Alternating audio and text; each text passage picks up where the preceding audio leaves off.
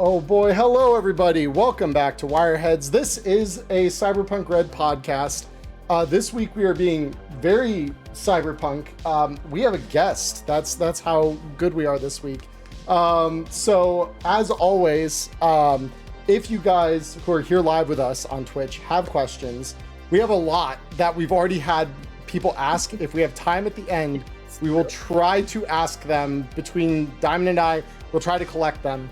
But joining the two of us in our usual time slot this week is Winter Jaye of R Talsorian Games. Winter Jaye, thank you so much for being here. This is incredible to have you here and finally meet you. I'm really honored to be here. Usually they want Mike, so. We've been trying to get the whole team through here at some point, so it's very much like It's good to finally get the opportunity to meet you and get to talk with you and you know, pester you with our questions. So Diamond, if you would like to, I suppose, start us off here, by all means, let's begin. Oh yeah, it's an even episode, but it is. I guess for anyone who doesn't know who we are, outside normal episodes, I'm Diamond Dust, streamer, doing some stuff on YouTube, and, well, a professional GM. And, of course, joining me, as always... I'm Emmerron. I'm the other guy here. I'm the far less beautiful face. That's just what I do. I've got posters and do content sometimes, I guess. That's me. Also, fellow professional GM. I do By that the way, too. This guy's got openings on his Monday seats. You can come play as one of my teammates. Yeah. Please. Anyway. Please. So support the crippled exec that just had a bad run-in with a rocket launcher, please. Yes. Oh, gosh, yeah. It's a good time. We have fun on Mondays. We get to discover the cyber chair, which that's going to be fun. Yeah, we finally get to use that as it was intended. All right. So, starting things off, Winter Jaye, for me as well, welcome. My fans were also bugging me about, like, when are you going to talk to Winter Jaye, Diamond? When are you going to bring Winter Jaye on? It's like, we're working on it. It really surprised me, to be honest. we have to go on a journey through the mystical forest to go find the art director. So, As it so often is. It's surprising how common that is. I'm hiding in the rainforest, I mean. I suppose, just for starts, Winter Jaye, like what we like to ask everyone else, what got you into the world of TTRPG gaming? What got you here? What was that game? The game was Pendragon, Chaosium's Pendragon. Okay. And I got to work on the latest edition of the core book at one point. While I was working at Artal, I also pulled a double duty and was doing some work with them. Mostly I was working on RuneQuest there. But what really happened was we were poor and broke, but my best friend's older brother and all of his friends played Traveler, and they had so much fun sitting around the table rolling dice. So we went down to Endgames in Portland, Oregon, and we went looking for games, couldn't afford anything, but on the bottom shelf, lo and behold, was like one little book. It was some sort of a supplement. I don't even remember anymore, but it was on the bottom shelf of the discounted book rack. We grabbed that one. It was what we could afford, and then we just wrote our own game. And the game was really dumb, and we had a blast. I love that's such a wonderful story, because that's pretty much what it was for like my table when I got into things. Very similar. It's like, I don't know a thing. None of us did. We're just going to try this out and see how this goes. And we had some great sessions and we had some train wrecks, and we learned a lot through all of it and had a great time. So no, I loved it. The thing that happened was there was a nuclear war, and whatever animal you were near used to manage to survive because your DNA meshed with the animal DNA. So you got to be half animal and half human, and like run around and like help other people out. And, that's very awesome. Very silly. That's cool. I dig. Awesome. I like creativity. Creativity is always going to be cool in my book. Also, it's not a dumb game if you're having fun. Exactly. Exactly. I love that attitude. Yeah. More of that, please. You believe me. Yeah, no, that's what I try to get people to understand. It's like, if you're having fun, the rules don't matter. It's like, none of the rules matter unless you aren't having fun with the game as you're running it. And then it's like, maybe find better rules or ways to like interpret them. Like, that's all I got for you. That I guess leads us kind of into our next question.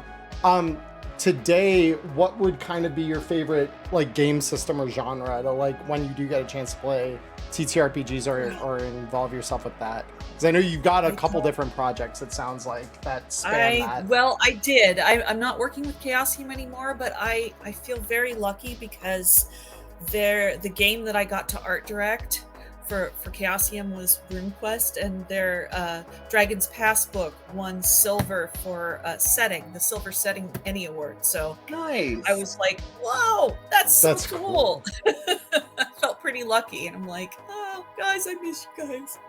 But anyway, what do I like to play now? So I was playing some RuneQuest for a while with the creative director of Chaosium. He's like, I said, I've never played Cyberpunk, and I just don't have time to play Cyberpunk. And he's like, well, I'm not going to let that happen with RuneQuest. So he ran a game for me. It's like, I don't want anybody saying that if they're working on it. So he ran a game for me. Great, yeah. That's very cool. So like when you engage with TTRPGs, do you have a preferred role in the group that you like to stick to, or are you kind of like jack of all trades when it comes to all of that? No, I like to switch around, and I like to give myself enough, pardon the expression, I am a kid of the 90s, and I played Vampire for much longer than anybody should ever play. My mother played a lot of Vampire. I LARPed. I am one of the LARPers. I'm so sorry. I'm invisible now. Anyway, I like to add in so many flaws into my character that it becomes a challenge for me to play. So I like to try different things, Yeah. Just switch around. No, that's because, so now I'm curious, because you said you still never played Cyberpunk at this point, or? No. Every time I go to sit down and play, my gaming group falls apart, or something happens. It's like, stop being grown-ups. Yeah. Skip whatever you have to do and come and play the game. What is wrong? Where are your priorities, man? Well, I mean, you still have to connect with your people. Yeah, so, no, that's a. We'll have to. That sounds like we have to fix that problem. We'll have to get I agree. Yeah, I agree. No, that'd be really fun.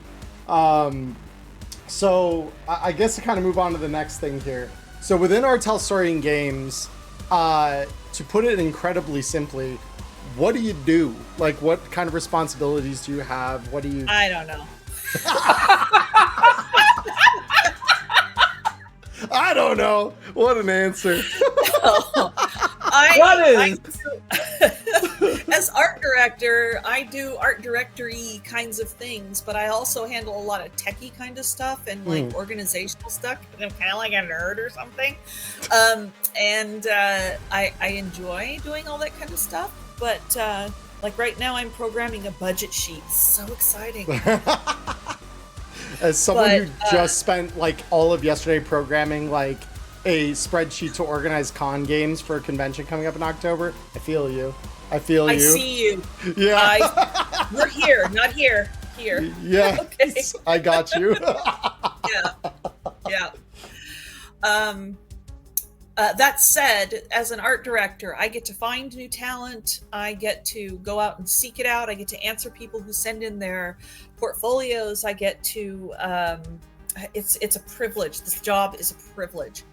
And I've had lots of jobs in my life, a lot of miserable jobs in my life. So I'm quite grateful to have something that I believe in and I love so much. So, yeah. That's awesome. As Noel puts, the joy of not having an intern to offload busy work on. Wait, what? Oh my god. Yeah, the joy of not having an intern to offload busy work on. Yeah. No, that's... I I am missing some of these chat things. Oh, I guess I can't see the chat you guys can see. Oh, you should be able to. It's the one that's on Twitch. So if you've got Twitch TV pulled up here, let me. Oh, yeah, that's okay. Yeah, no, it's I'll all just good. listen. Oh, you guys will repeat the good ones. we can filter them through. That's where I was like, but I'll hold on. This is gonna. That's where.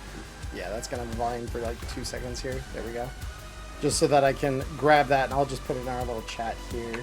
That if you wanted to go over and see it at any point, but otherwise, yeah, we'll filter the best ones. Oh, thank you. That's great. Yeah. Oh, the little TV Emmerron. Got it. Yeah, that's me. Yay! So when you begin, I suppose, and are doing a lot of what it takes to build the visuals of like the products of Cyberpunk. Because I know you said you review a lot of the portfolios and things like that of people working on art, and I know it's certainly a lot of different artists that have their works in the modern Cyberpunk books. That's pretty much been true across its history. What is that process, I suppose? How does that usually work when stuff starts to happen there? When like you're putting together like a black chrome or something like that? So what's the question exactly? How do I find artists, or how do I when you start putting together the art for the books, what does that process look like? Because I mean it can kind of span that whole run. So I'm just curious, how does that all work? Sometimes I go through the books and I will write out like areas that seem interesting. I have this balance I like to keep. We love action. Obviously, we like to see all that stuff, the fighting and the shooting and the hay and the leaping off of tall buildings. But I also wonder what it looks like to do the dishes in 2045. Right? I know the piece, yeah. And what it's like to just try to live in that kind of dark world and what technologies might be there. And I love to tell an artist, like there is a piece from it's probably from the Jumpstart. I get the art from the Jumpstart and the core book mixed up because we were doing them at the same time. I don't recommend it. Those were long days, but I just challenged the artist and I said, I want you to think about, it's a father and a son doing dishes together. Yep. What does it look like to do dishes in 2045? What does the kitchen look like when you don't have fresh plants and foods growing out in the world? What does the sink look like? And he came up with the sink that has the little pre-settings of water temperature, which is insta-hot because you wouldn't want to run your water until it warmed up because that's wasteful and it's very expensive. He came up with the little gardens that are growing in the background. That's just a part of everybody's kitchen. Everybody has those little gardens growing inside of their kitchen up the wall and stuff. It was really a lot of fun. That was Pedro Mohammadi, I believe, that did that piece for us. Yeah, and for reference for chat, page 315 in the core rulebook. Everyday life. Yeah, no, because I'm like, on the spot, aren't you? The moment you mentioned like father and son doing dishes, I'm like, I know exactly which image you're talking about because I loved that image because it did exactly what you just described, which is like you open that up and you're like, oh wow, that is like shockingly normal looking despite how hellish the world reads, like when you hear the description and look at the timelines and things and see the broad strokes of how bad things are, there's this like weirdly idyllic thing happening there even in the middle of all of that. You still gotta have your life and do your normal stuff. I really love the iconic stuff too. There's a piece in the core, I think it's the core rule book, that is called The Kick by Neil Branchino. That is, the ultimate action. There's a woman kicking a man and he's all flayed back. Marshall. That is cyberpunk as hell. Yep. And I love those pieces too. But I like to have a balance. Yeah. Yeah. So anyway, I'll go through and I'll write up some things, and then I go to the lead on the project, the person who's running that book, and I will talk to them about the ideas I had, or sometimes they write up they're interested in having. And Jay Gray is amazing at this because he puts a lot of thought and effort into what goes into each piece. He just, down to the details. Yeah, I mean, I know especially with like it's really clear that there's some deep thought in a lot of the adventure books. Like both Tales books have a ton of those pieces of just like, here is either like a vivid illustration of like what we were writing in the text here. Like the intro of Hope Reborn has a ton of that, where there's like the people we're seeing, and it's now not just like, we're not just hearing them described in the text, you're seeing them. And that's really, really well realized. So no, like, and thank you. Well, and even with Street Stories, there's a lot of scenes like that where just like the visuals you need are there. Oh, like that picture of Dave is just like seared into my brain. Which picture of Dave? The one where he's steaming and he's like crying out in agony, like at the end of Warehouse. Yeah, the kneeling one. Yes. Yeah. No, where he's on his knees. It's kind of heartbreaking. It is, but that's exactly how you should feel about that situation at that point. I think it captures the emotions that you're feeling really, really well. Because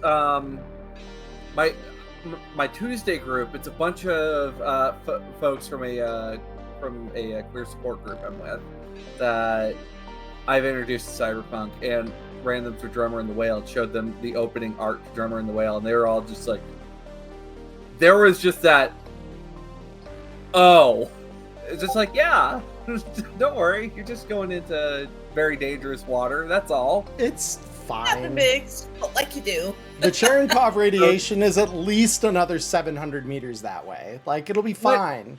They all love Fife. They all loved Fife. So. Oh, he's so awkward. I love Fife. Love Fife. I love Fife. That picture, when you say Fife, that picture of him, like, when he's just about ready, like the goons are about ready to like kind of kick his ass. Oh, and he's like, that was that's Drummer. That's Drummer. That's early. Right. Fife is the otter dude. Drummer the Whale. Yeah. It's been a minute. Yeah. No, Fife you're good. The sea lion exotic that. Yeah. They're both so awkward and adorable. It's just like. Yeah. Love these two. One of them is clearly better socialized. The other one is clearly not very socialized at all, with how he walked into the roughest bar on this side of town and just like, guys, I swear I don't have anything. Yeah, Bucks, well, it looks like you got a fancy suit, so let's start with that. Like, oh no, this is gonna go all kinds of bad.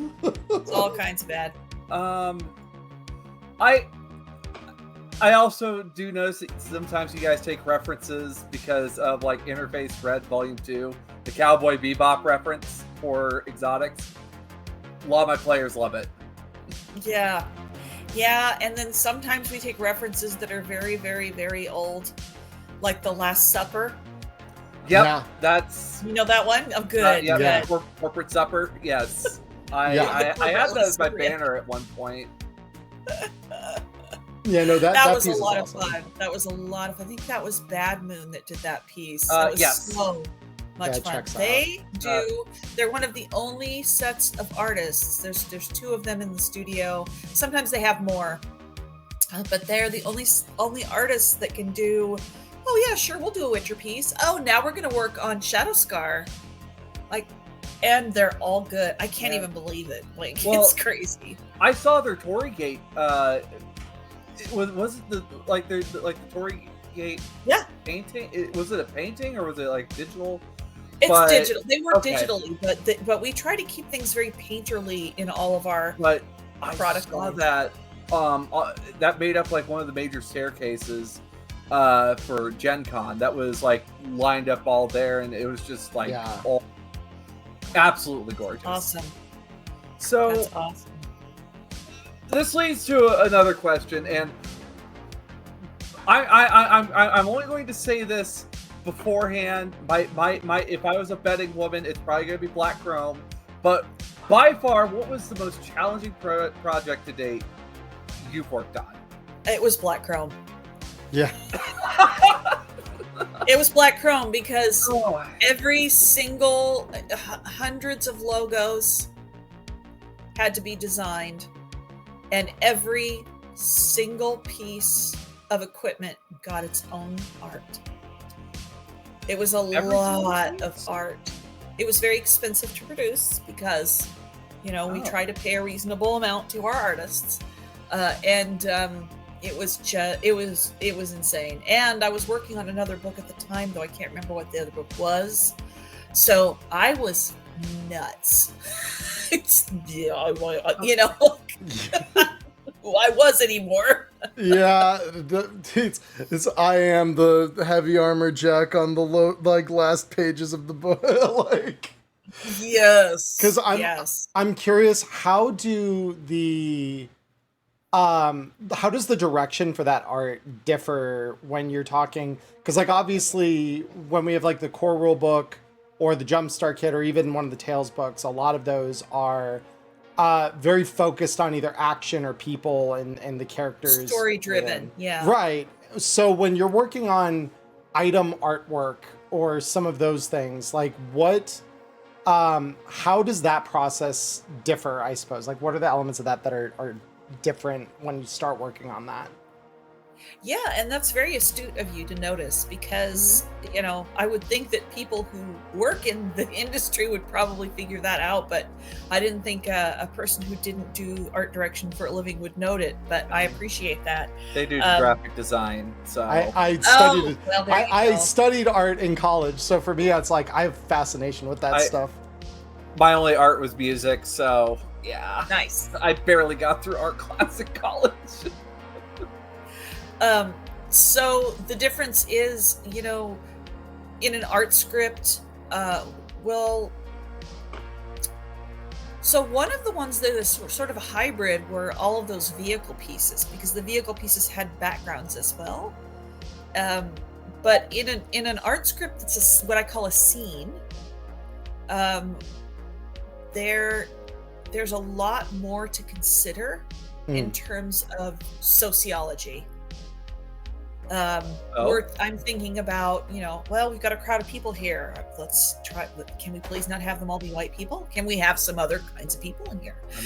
Can we have some other religions? Can we show a couple guys kissing in the background? Can we show a hetero couple? We're thinking about so many different sociological effects to make sure that we have good representation and it looks like a real world that really don't come into play when you're talking about an item that you're designing. Right. The other thing is stylistically, you might notice that there's a little bit of a difference. In the mission books, there are more painterly styles. It's more of we try to make all of those story scene pieces look painterly as opposed to 3D models. But in Black Chrome, there are quite a few that have most of them have more of a 3D model kind of look. Because we wanted it to look like a catalog. A lot of the weapons do. Yeah. The cars, some of them kind of do. Even the cars, though, I think there's quite a few in there that look very painterly in that same way that the storybooks do. Yeah. The story pieces do. Also, speaking of various models, I like how I'm planning on getting into playing some more Monster Fight Club once I finally get in. But I absolutely like that you guys did take the miniatures and just breathe some life into what they would look like beyond just being the little gray features on little gray statues on the platforms, and it's just. And are you talking about the Danger Gal dossier now? Yeah. Yeah. So Danger Gal dossier is an exception. Those were all done by Monster Fight Club. Oh, they drew all of those. Yes, they did. Okay. And that was all what Jay arranged with them. John, I think is his name. That was a great collaboration, but I didn't have a whole lot to do with it. I helped with the stylistic and sort of overseeing some of the stuff, but Okay. I wasn't as involved in that particular book. My bad. No, that's okay. I mean, most people don't know that they actually spend a lot of time drawing beforehand. And sometimes they get people who work better in 3D first, so then they end up drawing it afterwards so that they have a good representation of it. That kind of makes sense, though, considering what you have to do to make one of those models function, or like you mold them and all that. That is its own thing that you have to really do a lot of work on. So I can see there's so much technical to understand about it, you know. Yeah. The undercuts and all of that kind of stuff when the mold gets filled and Right. Yeah. And that's that's its own kind of fascinating. So to, I guess, not to, whiplash you around here, but it's okay, I don't mind. Because there's part. It's fine.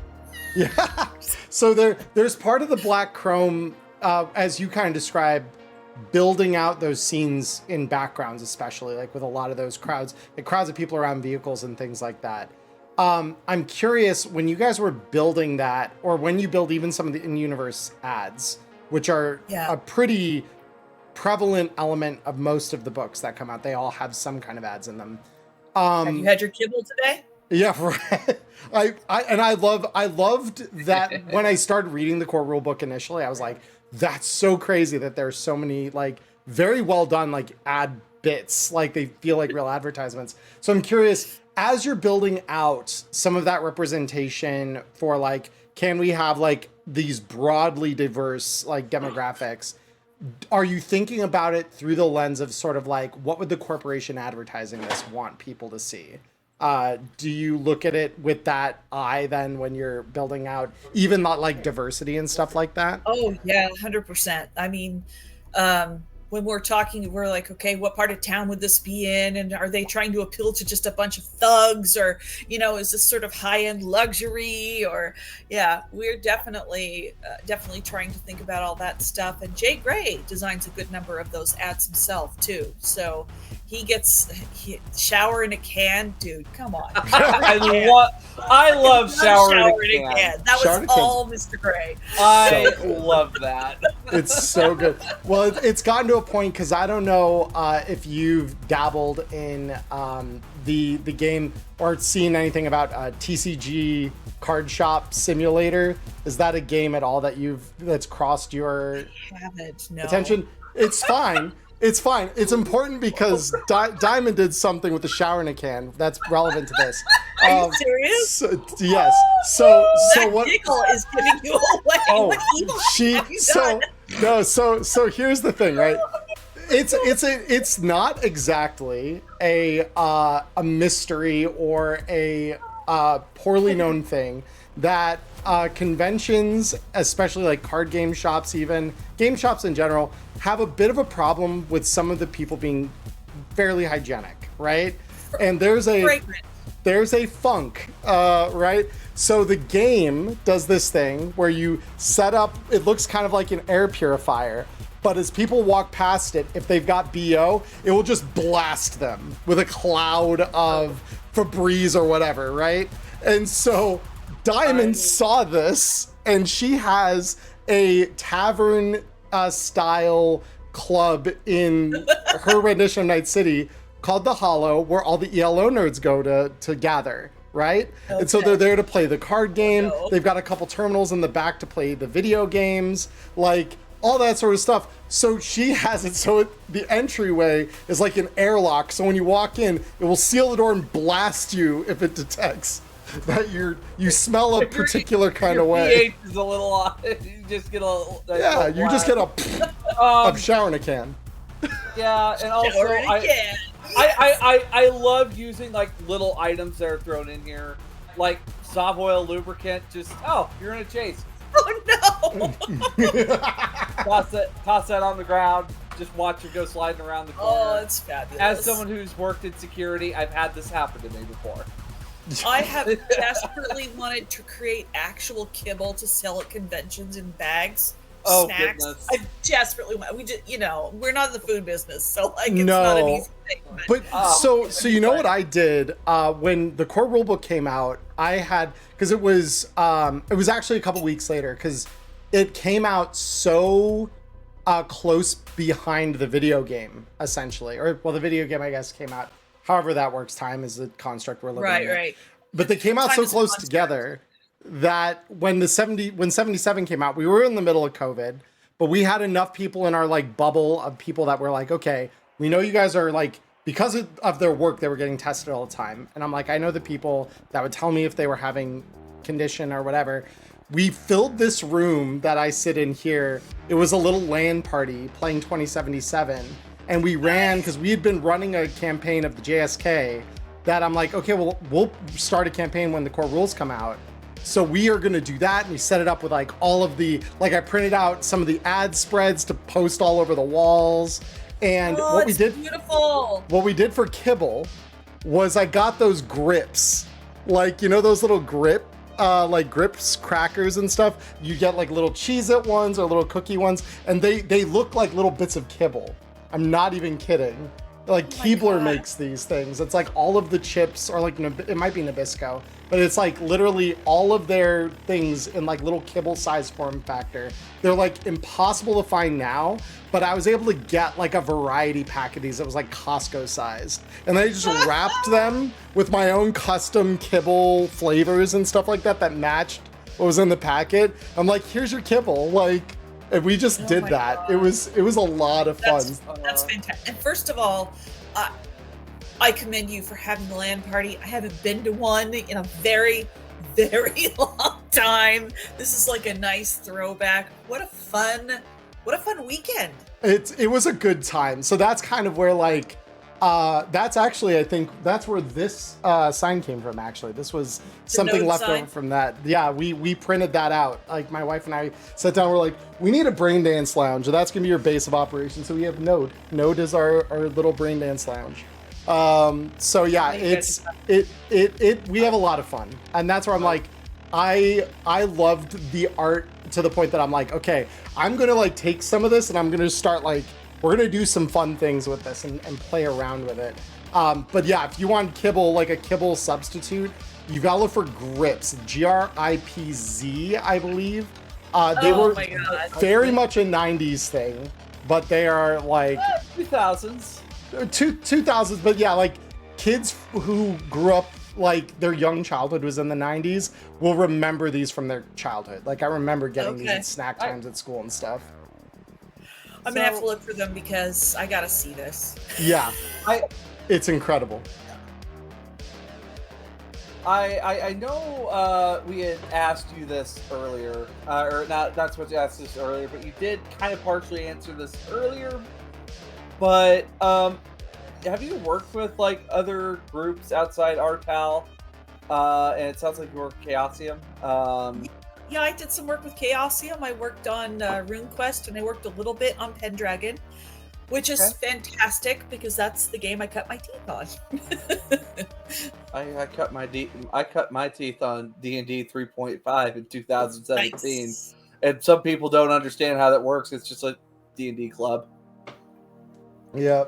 So, because then when you worked on some of these other projects outside of RTAL, like, what were you working in that same director role then as well in those spaces? Because you were still very much director. Because I'm curious, was your process largely similar in that capacity to what you do now at RTAL? Kind of.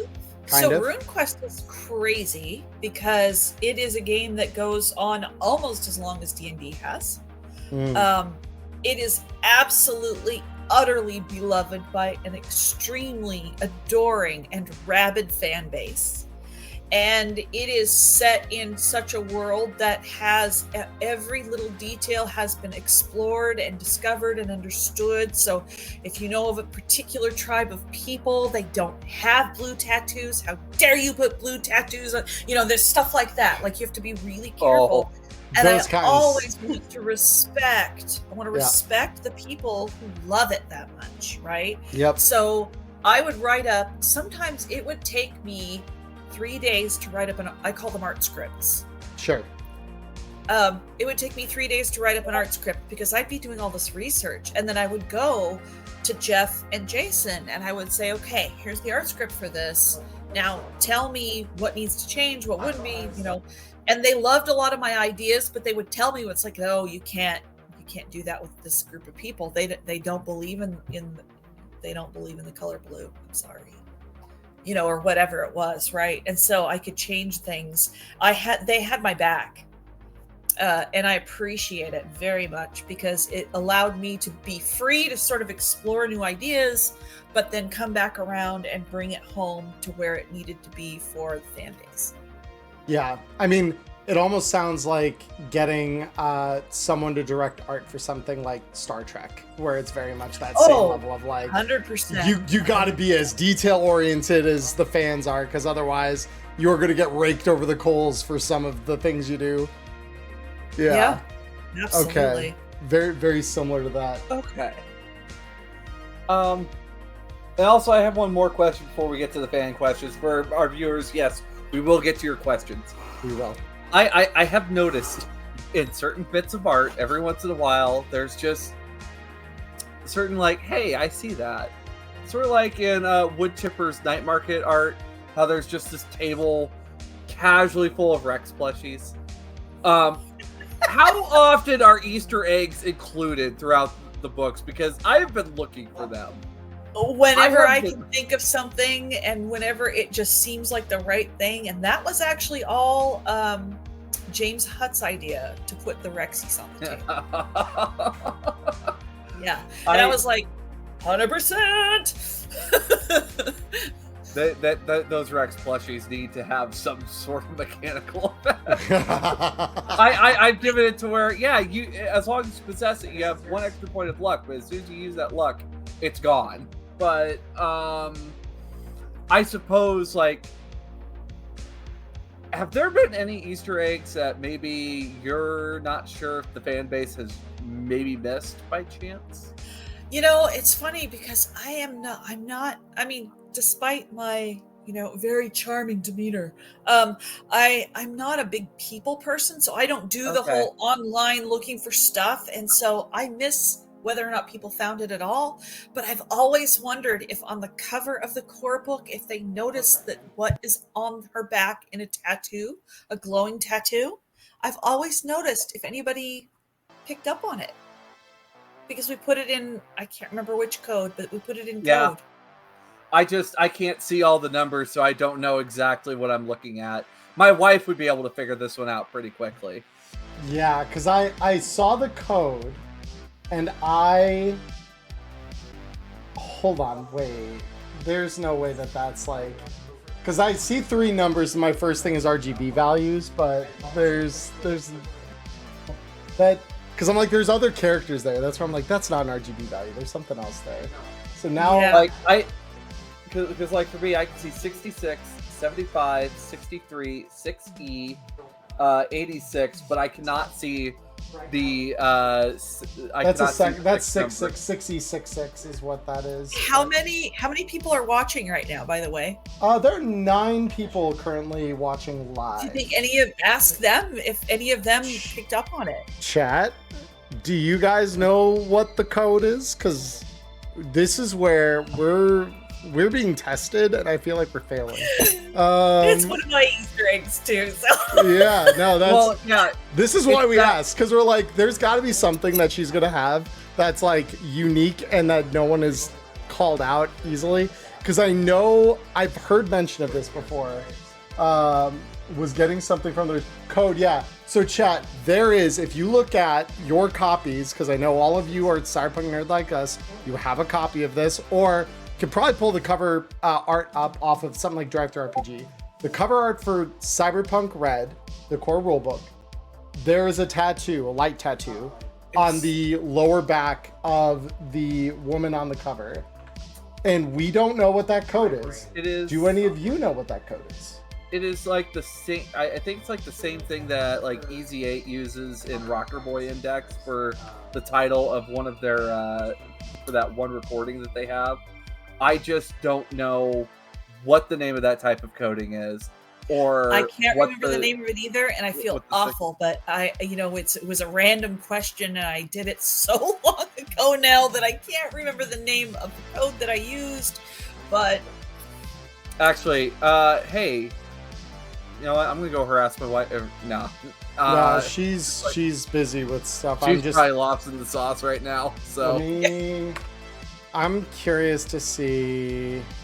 because it's not binary. Oh, wait, hold on. Is it hex? No, it's not hexadecimal. I don't think it's hexadecimal. I will have to now. You've given me a mission because I do like my codes. That is. there's an easier one too that I can think of. There was a little tiny message to the fan base that I wrote on the kibble box, the kibble bag, Which one? the green one. I think it's the green one. The lime, the kiwi kibble. Yeah, the kiwi. Hold on, I'm hunting. Let me see here. Because it's really tiny, and maybe you can't get close enough to see it. Kibble. So Also, my vision's just kind of. here we go. Yeah, let's see. Which page are we looking at? So I see the disclaimer. So that is a disclaimer. So the page is 106. But the disclaimer just says no more than one serving per day. If you experience nausea or poor digestion, contact your physician, seek medical attention. That doesn't sound like a note to the fan base. That sounds like good medical advice, but let me see. Yeah, no, so let me see if it's the other kibble ad, because that one is... It might be the red one. It's like I said, it's been a very long time. We did not really prep for these questions at all, so no worries. And that's fine. This is why we like doing it this way, because it leads to some organic stuff that's like, okay, we need to solve for this now. According to Prepper Jack, he says that it looks like ASCII. ASCII. It does kind of look like ASCII. I will give you that. It could be ASCII, yes. Yeah, it might be the red one. It might be the red. Yeah, let me go back to the ads. The Pro Kibble. Oh yeah, that one looks definitely a little longer. Yes, this is it. Yeah. So it's we can see that you really care. You've taken the time to have powerful cyber eyes installed just to read this teeny text. We applaud you. It takes special dedication to care that damn much. Congratulations. You're a big nerd. We absolutely love you for it, Chumba. That's so good. I think I have seen that before too. And I was like, of course. Like, because I look at all of those sorts of little, like, the subtexts and stuff, because I'm like, if I were going to put an Easter egg anywhere in artwork, that's where I would do it for product design and stuff. Exactly. We were feeling so nostalgic, and Mike was feeling so nostalgic because we were, getting the band back together, and we were getting everything going again. We were working on the first, the core book and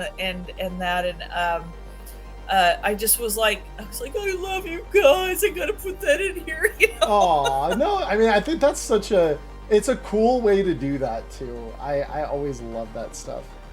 Non-ironically, I'm just glad people care enough to kind of notice those little things, Hold on. Okay, so Manic Meat in chat, which is I've always loved Manic Meat's username.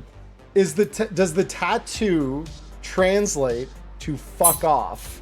Yes, it does. It does. Hexadecimal to ASCII is what it is. It is a multi-cipher. That is crazy. Okay, I love that. Thank you, Manic Meat. Because of where it's set on Siet's body, it does make a lot of sense. That does make sense. That's very cool. No, I dig that. That's incredible. I wanted to say that because we're not allowed to put fuck on book covers. But it doesn't. If it doesn't translate into plain English, easy. Exactly. You can put anything. Yeah. No. That's It's funny because I made like a little homebrew thing, like an adventure for Cyberpunk a while back, and I coded the whole front of it in binary. That binary absolutely translates to something. And copy pasta that a few of us cooked up into something. Yeah, there were several of us that were in VC one night, and one of them, because Final Fantasy XIV is a game that Diamond and I both play quite a lot of. And nice. there's a giant copy pasta that gets regurgitated repeatedly. I was like, have you heard of the what was it, the MMORPG, or like the ultra popular MMORPG Final Fantasy 14 with a free trial that includes all of the expansions through Stormblood and free gaming up to level 7. It's this long copy pasta. So a few of us who are fans of both that and Cyberpunk one night started translating into what would this be if it was written for ELO, and then the adventure I made is called Pay to Win and involves dude got his account stolen and he wants you to go hunt the guy down that took it, get it back, and make sure he doesn't do it to anyone else. And so I was like, oh, we've got to do something. Like the ELO copy pasta has to be represented somewhere. So I copied it in a binary. One of the few things I have great. noticed in like other languages, because one thing I appreciate is you guys try to keep it as multicultural as Cyberpunk should be. So one of my grandparents has attempted to try to teach me Italian. And I picked up on a couple of words that like, hey, I know those words. Why are they both on the same sign? And it's Schiava del Piacere. My Italian's terrible, but basically slave of pleasure on there. I'm like, wow. So I mean, you know, you gotta be a slave of something. But like I kind of sat there and started translating some of the various signs, and like chat translate some of the signs. You'll find interesting things. Where was that one, Diamond? I'm curious. 283. 280 of the core book? It's the alleyway by Helio. Hold on. Leo. I see this sign. Okay. Yeah. No, okay. Yeah, I mean, I love that cityscape. That cityscape is always really beautiful. Oh. I hung up on her. Yep, I was like, I hope it's nothing important. If it is, though, please don't She's worry. just calling to chat. She's calling to chat. I was like, yeah, we can vamp for time if we have to. Don't they know that we're in a podcast? We're doing something important, people. Yeah, no, it's fine. I mean, do they know that you're... Oh my roommate knows, and he has not come down, so I think he's probably hiding up there like, oh, I'm gonna be quiet. Yeah. So I suppose let's dig into the fans. Let's dig into some of these viewer questions. Oh boy, these are fun ones. I'm really curious. So we open up with June, one of my players and one of our listeners. She asks, when designing character art for Cyberpunk RED, are there any kind of design rules you try to stick to match the Cyberpunk but lower tech level, to match the lower tech level of Cyberpunk RED compared to something like 2077?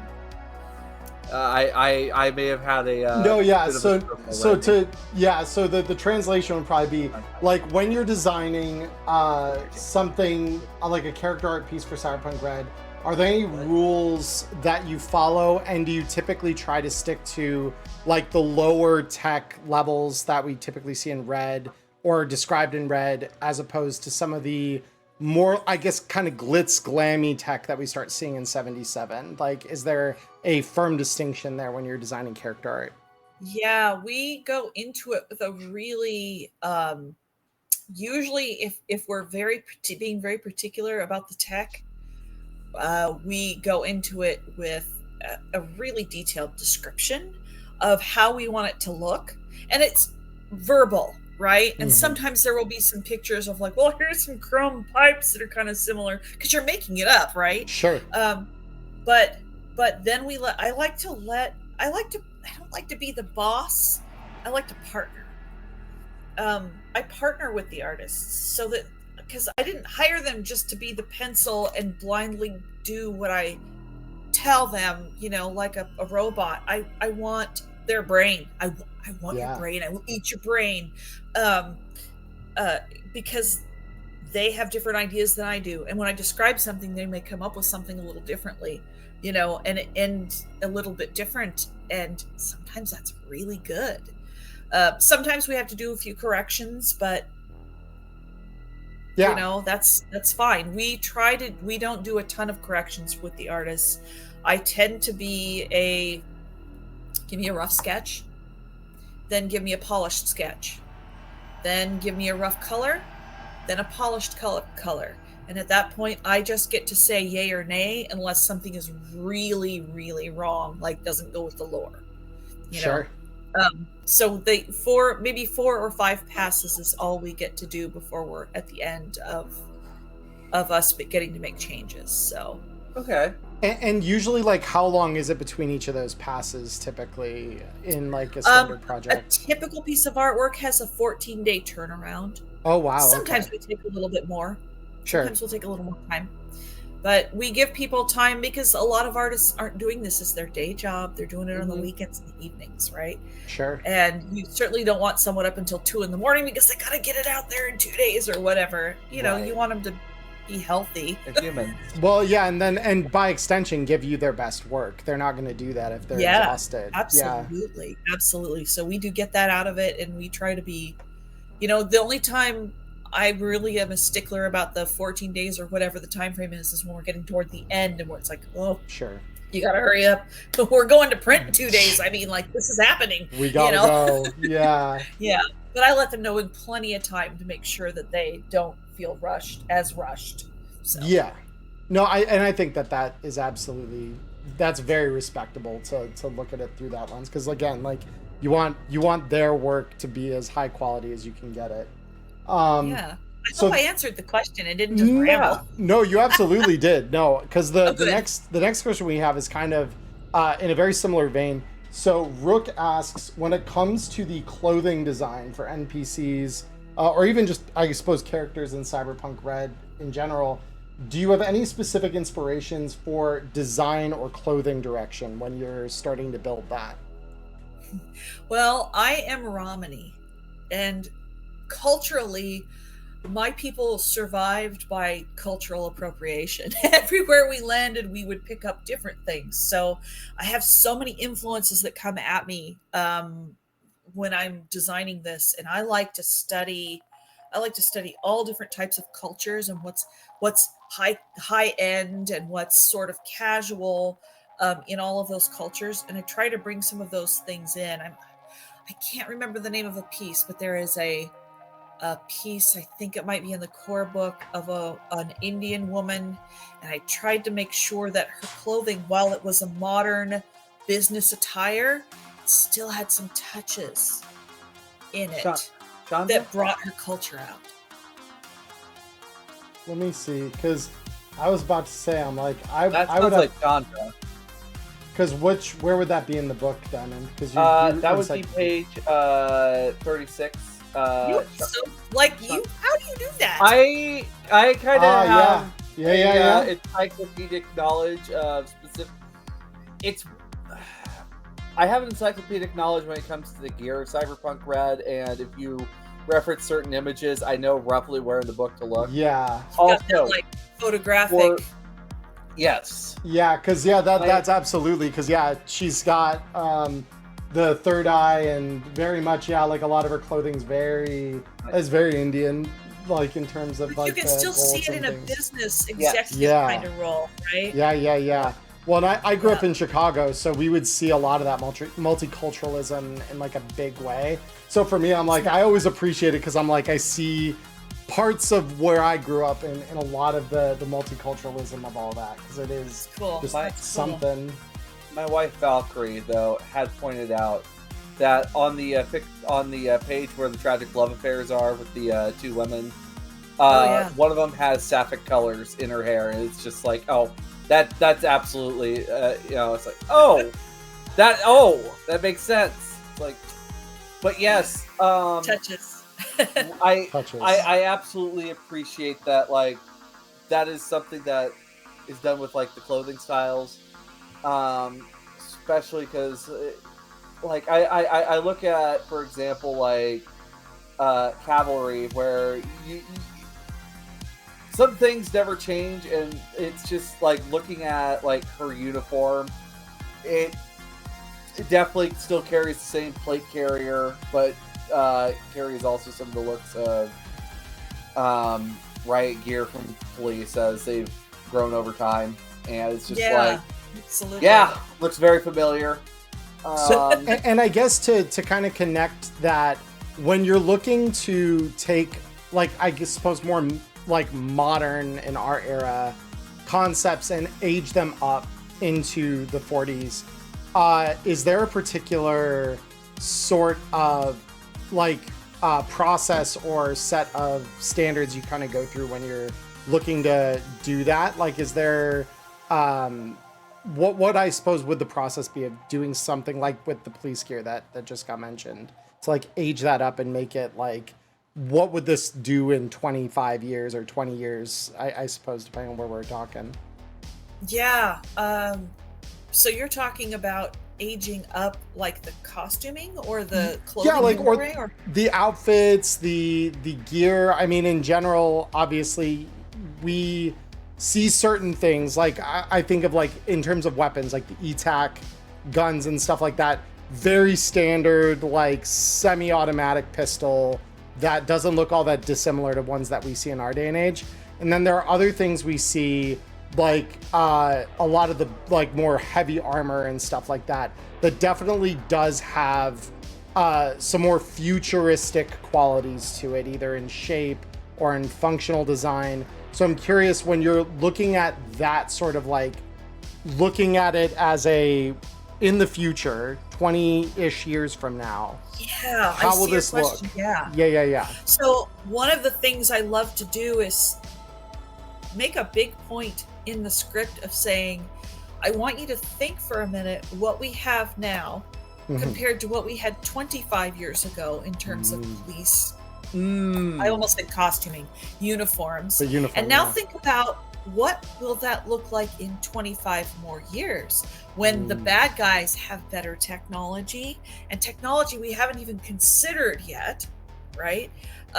How will they protect themselves? What is that going to look like? And one of the best people for me to discuss that with is Adrian Mark. Adrian he will sit there and think about, oh, you see that little thread that's on the side of the gun? It's like, that's for his detail, his mind. I'm gonna eat his brain, I swear to God. Yeah.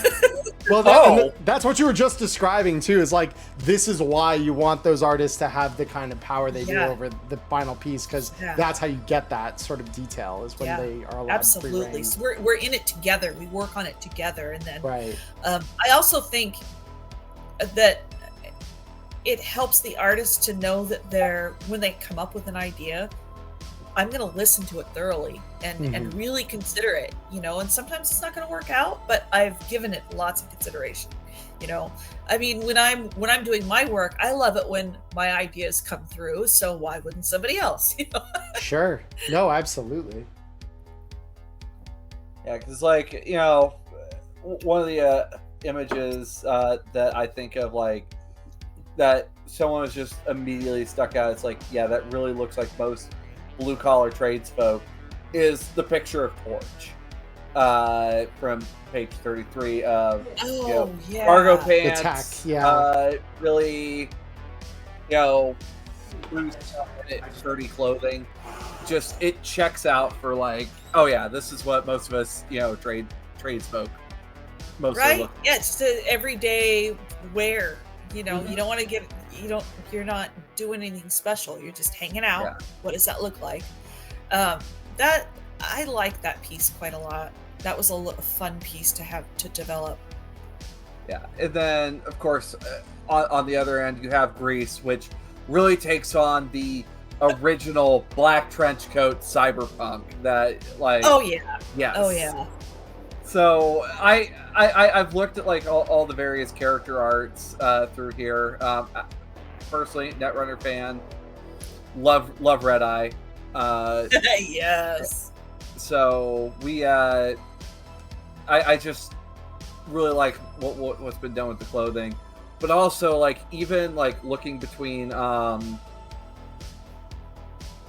of the different various parts of Street Stories, where you could definitely tell you have the haves and the have-nots, but then you have the ones that have a little more. Then amongst the have-nots, you have those that have a little more, and those who have a lot less as well.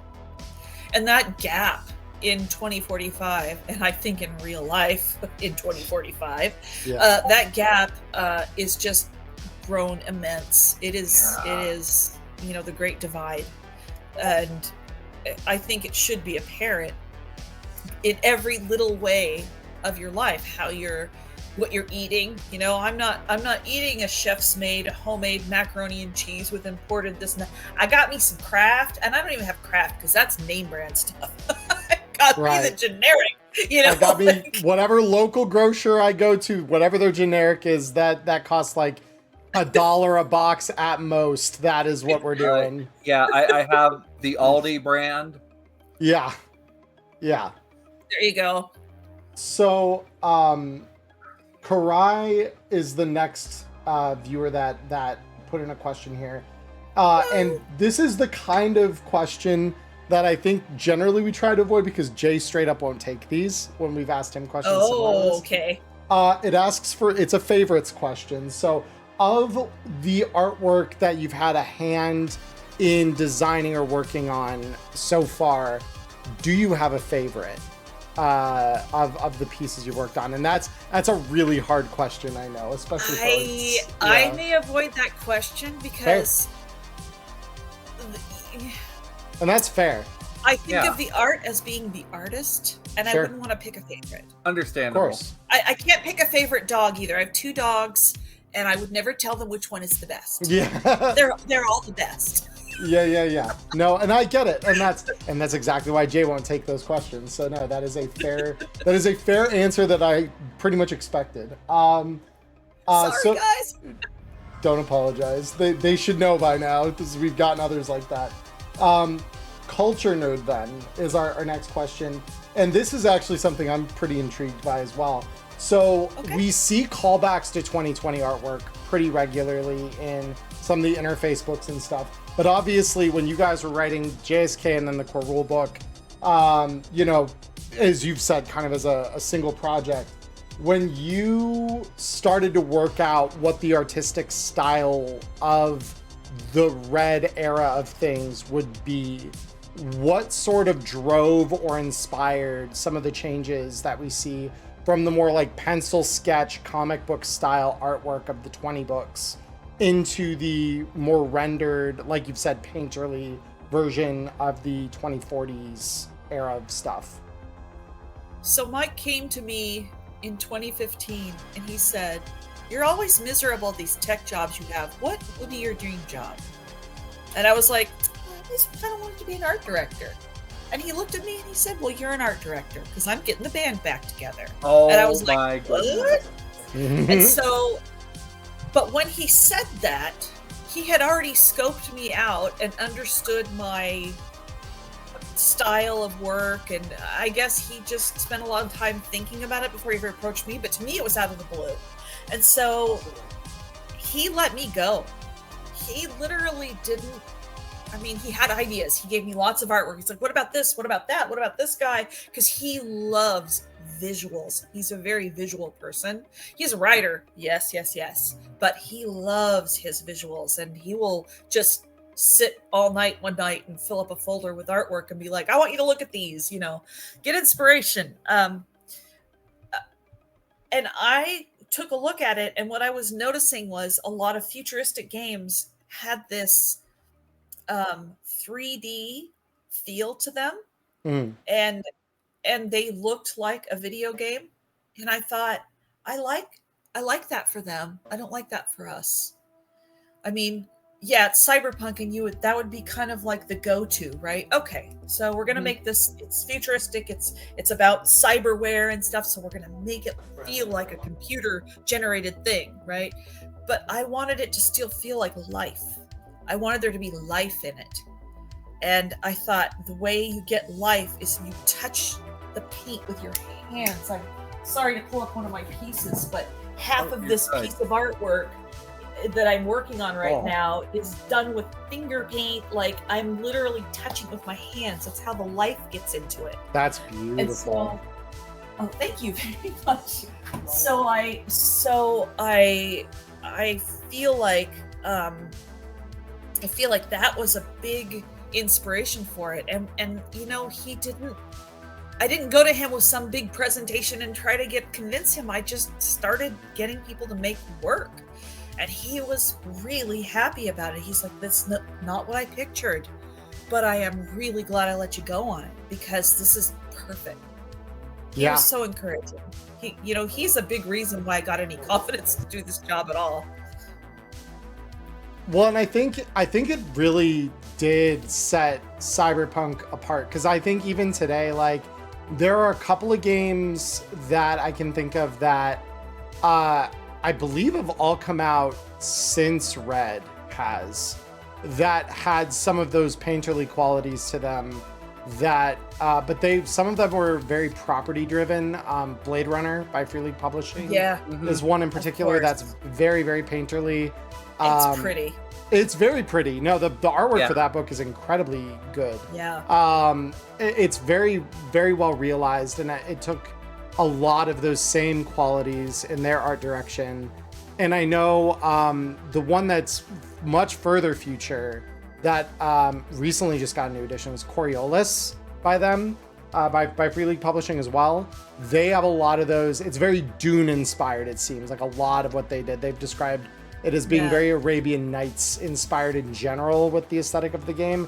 The artwork is no different. It's very much that painterly quality. So, but it's cool because when Red came out, I agree that there was a lot of that, like, well, we're going to do all this rendered stuff, and we're going to do, rendered SFX stuff, capture as still, and call the product complete off of that. And it definitely, there's parts of that even I think, like, that leaves something to be desired. It loses some of the humanity that the stroke, when you see the paint strokes and stuff, it's very, like, it evokes emotions you can't do in 3D, I think. And I'm so sorry. Please go ahead, Jay. Go ahead. I was just thinking that I really just wanted to bring the feeling of something being lived in, and Cyberpunk is on this edge of being really digital already. It's like really computer rendered and really digitized already. And it's like just walking it back a couple of steps made me feel better about it. I'm with you. Personally, that's why I do like seeing some of the images that don't have the text, or like from Haven't Got a Stitch to Wear. It's also like the Night Market's like cover image as well of This Finest Night Market. There is tech present, but you're seeing people wandering around through this abandoned mall amongst booths. Or the picture of Rory noticing the explosion from A Tale of Hope. Heck, even like the paintings for some of the different covers of Hope Reborn's adventures, I really like those, including Jack Skorkowski. Just I love the hat tip to Seth there. Thank you. So, you have a better recall of this than I do. You say the pieces and you go, oh yeah, I remember that. Yeah, it's like echoing your head, and you're like, oh yeah, I remember that. Yeah. Yeah, that's just kind of one of the. Yeah, I know it's a little bit of a knack I've got. Also, the elf. I don't know if you did elf lines. Like elf some lines stuff good. For elf lines, but if I'm correct, a lot of that is like art that you had for Witcher that went to elf lines. Or no, what, that was what all is designed specifically for. Oh, we joked a couple times, like maybe we should throw some elf lines into Witcher, ha ha ha. But okay, so it's all for elf line. Oh, that's great. Well, I love that. Yeah, that's interesting, because I know because I thought there were a couple of them that I saw in, I think it was the first Elf Lines DLC specifically, where there were a couple of the like elf headshots and stuff that I'm like, that's definitely from Gwent, because I've seen the artwork in Gwent. So I'm curious, like, how does that relationship between RTAL and CDPR work as far I'm as some just of the... not remembering that very well. I am so sorry. It's been too many DLCs. No, and that's Yeah. it's totally fine. I'm just curious, Sorry about that. because this almost evokes a secondary question then, because of the kind of both hands being on the two properties that are Witcher and Cyberpunk, with Witcher being kind of more CDPR's thing and Cyberpunk being kind of your guys' thing. How does that relationship work when you've got some of those art projects where they are highly collaborative between the two groups, essentially? Between the two properties? Yeah. Oh, we have permission to use some artwork from Gwent, and I think they've used some of our stuff in some of their properties, and we have a really good working relationship with them. They're just an amazing company. They're run by amazing people, and they hire great artists, absolutely top-notch artists. For Witcher, being able to utilize the skills of Martina Fakova, for instance, who has since gone on to become an award-winning artist in her own right. She's an amazing. Yeah, we got very lucky, very, very lucky, and Mike and Lisa both, and Cody worked really hard to make a great relationship, and that has stood the test of time. Yeah, no, well, and I know that obviously the two companies work extremely closely together have for a while now. We just actually had a meeting with them here. They came over from Poland, and we had an all-day, extravaganza, and then we went to a really nice meal, and it was just fabulous to meet some of those guys in person. So that's I got to imagine, yeah, they've definitely got, like you're saying, some serious talent that they possess, just to have some of the vision that they do and really align that with your guys' kind of vision for Cyberpunk in particular. I know, that being your baby, and kind of how that grows into the farther places of the future in the 70s and things like that. Yeah, absolutely. So, and we enjoy it. We enjoy each other too. So we enjoy collaborating. So that's a big part of it. Well, that's the sense whenever we've talked with people at RTAL about CDPR and the collaboration. That's the sense I've gotten from every single person that we've asked that sort of a question. Is like that every time they are incredibly talented, incredibly kind people that are they very much have a good sense of like what things are supposed to do and kind of how things are supposed to be built and all of that. In the vein of that, actually, because the next viewer question we have was did you have something? I think this was like the one that Joker and Bishy this is the one were like overlapping. This is the one she and I where we're gonna go? Yeah, she and I talked about this. So there were two questions we got from two different people, but they kind of hit at the heart of the same kind of core idea here. So Bishi asked a question about, did the release of 2077 and Edge Runners have a large impact on any design choices or things that move more into the future, some of those like early signals we see in the 40s. And the other question that we got was our friend Joe Kerr asking, over the years, the art style of Cyberpunk has evolved from the original lightly inspired by 1980s fashion and comics to what we have now. So the question then is, what are your main influences when it comes to art? Since anime nowadays is a huge influence, how do you balance out the idea of having the very realistic characters in books like Red and the very anime-esque characters that have come out of the CEMK? So I suppose it's a multi-part question, but has that shifted your influences? And then how do you kind of balance those two very different worlds of art aesthetically within the property? Well, the interesting thing about that is it really starts with Black Chrome, because in Black Chrome we have companies, some companies you've never heard of until 2077. They don't exist. right? That's true of any time period. There's always going to be new companies popping up doing whatever. But then there's some companies that existed in 2077 that were started in 2045. But then there's some companies that were from 2020, actually well before 2020, even before we were really writing, game time for the world, right? So you have companies that have survived all this time. And if you look at real world companies, you'll see the evolution, and I'm sure you guys have all seen like some of the memes online, the evolution of a logo. Right. Right? I think of Jaguars most particularly. And I go, here is what here's what the Arasaka logo looked like in 2020. Mm-hmm. Here's the Arasaka logo in 2077. What do you think if someone was going to develop a new logo for this company in 2045? What do you think it would look like? Because in the future, they're going to take that same logo and they're going to develop it further in 2077 to something else. So what do you think an in-between would be? And it's almost like keyframing in animation. Right. Yeah.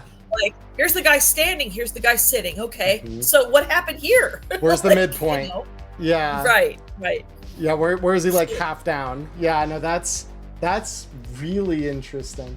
So then, because I know obviously a lot of the CEMK art, including the characters that are given as player characters for that product, I believe, and correct me if I'm wrong, but Studio Trigger was behind all of those, the artwork in those, in that box, I suppose you could say, in that product. Yeah. And we worked with them and with CDPR to make sure that, we had stylistically had something that would gel, that would be appropriate, because we're, as a company and as humans that work at the company, we absolutely respect, and we don't want to put our twist on everything, right? We're not here to leave our mark. We are here to make sure that the property and the world stays pure, right? And that people's creations that they collaborated on and worked on for years are respected. And so, we went into it with that attitude, and Jay Gray, he did an amazing job on that product. He did so much research, and I was kind of there as sort of the fifth wheel. I was not, or third wheel, or whatever you call that, right? Like, I was not the primary art director on it. I was there for some stylistic stuff and some lighter stuff, but he really pushed that. He's got a mind for it. Yeah. No, I mean, and what we got was incredible, because I know like quite a bit of that art were speaking of keyframes, there were kind of keyframes taken out from the anime for a lot of the illustration. It was not an easy feat. I can imagine. No, I really can imagine. Also that, like, we need to have 300 to 600 DPI for print. Right. Yeah. Yeah, and when that's all rendered in 72 DPI, usually it's like, good luck. For us, not as art inclined, what is DPI? Digital pixels per inch, I believe, is usually. Okay. Yeah. So the fewer pixels, a pixel is a dot. If you translate a computer to a print, a computer is a pixel and a print is a dot. And so if you have fewer dots, you only have 72, you're going to get a blurry, digitized looking image. Yeah. But if you have 300 pixels, which then per square inch, that's going to fill in more of the space. You won't have as much white space. You'll get rich, deep colors, and you'll get, beautiful lines that don't look pixelated and digitized or digital. There's no blur. Yeah. So it's really quite important when you're doing print, if you want to feel like you're in the world. I could show you, Diamond, that like if you were to, even on just like a personal printer, right? Like we're talking one that like what we have here. If you printed off an image, the same image, right?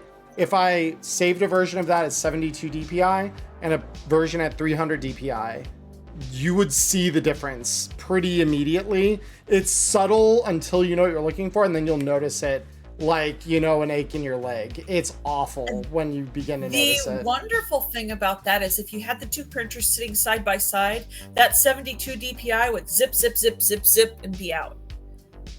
The 300 would be zip, zip, because it is putting in so much ink. It's saturating that paper with ink to make sure that it's like every space is filled. So, well, and you can get like a jeweler's loop, and you can look at that. You can literally see the different. Like, it's crazy. Looking through a jeweler's loop is crazy. Yep. Mike bought me one. He's like, I want you to see this. When the core book was coming out, he bought me one. He's like, you need to look at this the way a person who worked in print in the 70s would have seen it. Yeah. And I was like, thank you. That's incredible. That's so cool. Because like the other side of that is you do want 72 DPI. The reason why not everything online is rendered that way is you have to save a lot more data when you're transmitting that. So you typically, if it's being produced for digital media, like web or, any kind of visual medium that is video or any kind of digital like that, it's almost always 72 DPI because otherwise it's too dense to be particularly easy to use or move around. It's very taxing resource-wise. Whereas if the 72 DPI, it's maybe a little crunchier around the edges, but most of the time you're not going to notice it if it's in motion. It's generally static images that you're going to notice a big difference there. And when you're on a monitor, it's not going to look that different between the two. It's only monitors don't really matter as much, but the print does. So print very much does. That's like when we were making, because we did a supplement last year that we made just for our fans, where we made our own little catalog of like, okay, what kind of like inane gadgets would be sold at Black Friday night markets for Night City. And so, and when we were doing that, because I did all the layout on it, so I'm like, we have to make sure this prints at 300 DPI correctly and everything. So I was doing all that math on the back end, but that's why, like, when you look at the physical copies of it that we have, Diamond, like, it's not crunchy. It's because I did all of that on the back end. So no, it's fun. That's why I'm like, I love that world. I studied 4 years of it in college for a reason. So that's where I still love dabbling in it. I love talking with people who know about it because it's like, it's underappreciated, I think, by a lot of people who don't know like what goes into that and all the little things that are like, you won't notice if this is done right on the outside. You'll absolutely notice if it's done wrong, though. I promise. Exactly. 100%. Yeah, the DPI thing is one of those. I've redone all of the logos that were done for Cyberpunk, most of them as vector. Vector doesn't require any kind of DPI. You can blow it up as big as you like and at the size of a billboard and it will print. And I did that because, someday we might want to do something with some of these, right? Sure. No, that's very true. No, that's incredibly cool. So the next question we have from a viewer, because we're not done with these yet. So it's another one from Bishi, and they ask, how do you feel about the overall changes to the look and feel of net running spaces in particular when it comes to some of the art and the direction behind that? Because some of that, some of the ones in the 20s, because I kind of know where this is coming from for her. Okay, there you go. The 20s were these very realized, very like almost physical spaces. There wasn't a lot of the deeply kind of like exotic, like MC Escher kind of spaces. Whereas it feels like by the time of Red and the way we even see it visualized in the 70s quite often, you see a lot of these wireframes, lots of grid lines, lots of that sort of like raw data almost being visualized that we didn't see as much of in the net running in the 20s. Almost like you're in the Matrix as opposed to in a holodeck. Exactly. Right? As I guess from personal experience, it's like, like net running, you could also hit clubs in the net back in 2020. VR chat was my first thought when I saw something like that. And in fact, that's how I actually met my wife. And then and the net running that both Emmerron and I dove into, it's very,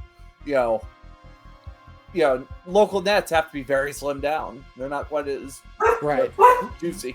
Like right. someone worked out the the ones that care. The ones that care might render out like an environment for their corporate net runners or something to see when they pass through it.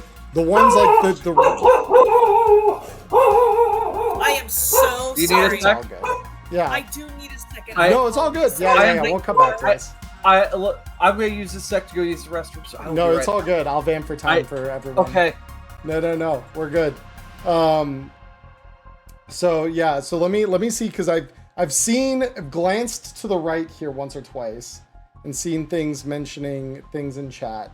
So let me see what questions we got. So okay, I have returned. You have returned, yeah.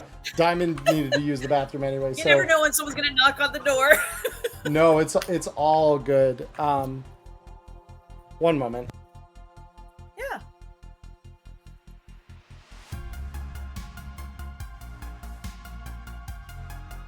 Yeah.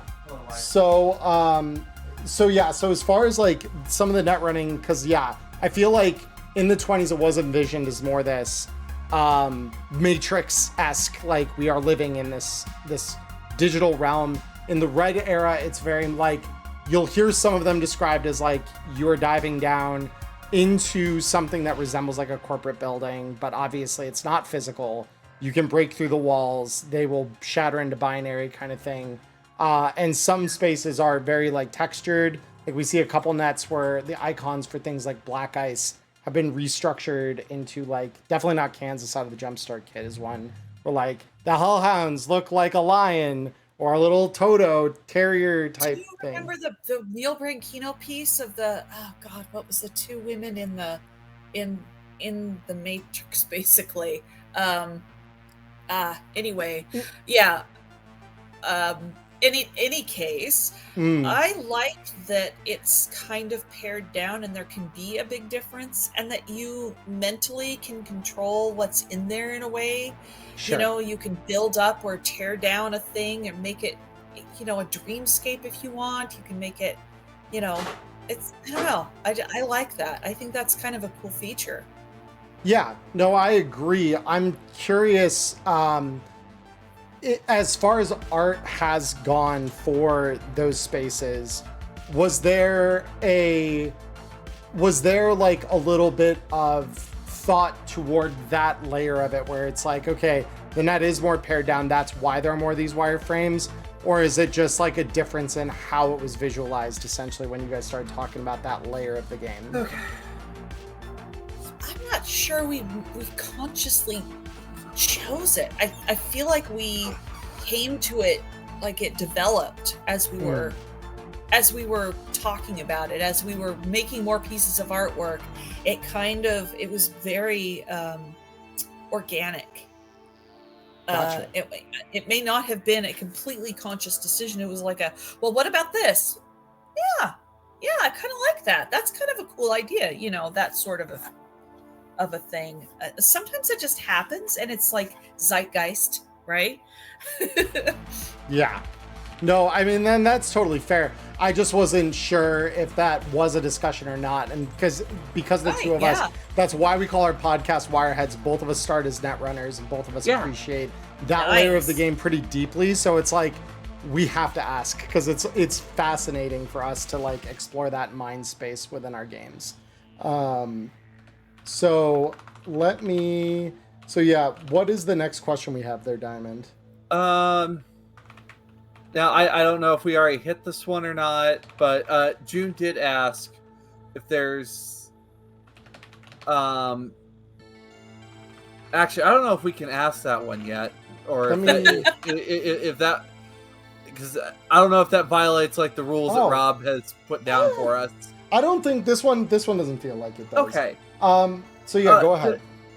So June did ask if there was a particular thing in Cyberpunk, whether it be a character, a piece of cyberware, a scene, a vehicle, or whatever that you'd love to see designed, or you would design, that hasn't quite hit the drawing board yet? Like that hasn't had a chance to be like created. Perhaps the item exists, it just does not have like an actual image yet. That you're right. That is that's a what do they call it? A sticky widget. Sure. Yeah. Okay. I want to be a little bit careful because it's so easy for me to like step on my own tail. Yeah. And trip and fall on my face, and then everyone's mad at me, and then I'm sad. Yeah. Sad I Winter get Jaye you. is not a good Winter Jaye. So I think I'm going to leave that one. I Okay, can say fine. that there is all kinds of stuff that I become inspired by that the writers come up with that then I want to see manifested, and then I end up developing. So, you know, part of this is that it comes from the contribution of other creative minds that we find in the game. So, or not in game, but you know, to work on the game. So, oh, sorry. Go ahead. No, yeah, because I supposed to bounce the question then in a different direction based on that being your response. How often does it happen that things are written first and then the art script is developed rather than it being the other way around? Because I could see it for things like Black Chrome, art scripts being a little more at the forefront, and things like Hope Reborn or other story-based modules, that maybe the art script happens a little later once we have writing and have something to kind of base that against. You hit the nail on the head. I will often know, and the core book was different because the core book isn't really full of a bunch of stories. Like, yeah, at the back there's the stories, but Sure. But mostly what we were trying to do was go, this is your world. And so I just came up with stuff kind of randomly, and I wrote this huge spreadsheet with all these ideas in it, and Mike was just go for it. But then normally if it's something like one of the mission books, we definitely want to look at the writing and make sure it matches some of that writing so that you can see how forlorn somebody is, or how hot he was before he got shot by those assholes, or whatever it was, right? Yeah. You want to pull them into that story. So the words and music, man. Yeah. Well, Okay. so then I guess how late into the kind of collective project then, for those more story focused pieces that you would see in like a Tales book, how late into the project does that start to happen when we're talking about some of that? That's an add-on, I guess, to my earlier question, because I'm curious about that. It kind of depends on the topic, I think, and like whether or not, if Jay is coming up with, okay, here's the plot idea, he will often have some pieces of art in mind as he's going along, that he's seeing in his head as he is coming up with the idea. But then sometimes when he's talking to a writer, he doesn't really have the ideas yet, because he's like listening to the writer's pitch a little bit as well, and they're working on something together, and so then that will just develop naturally and come along.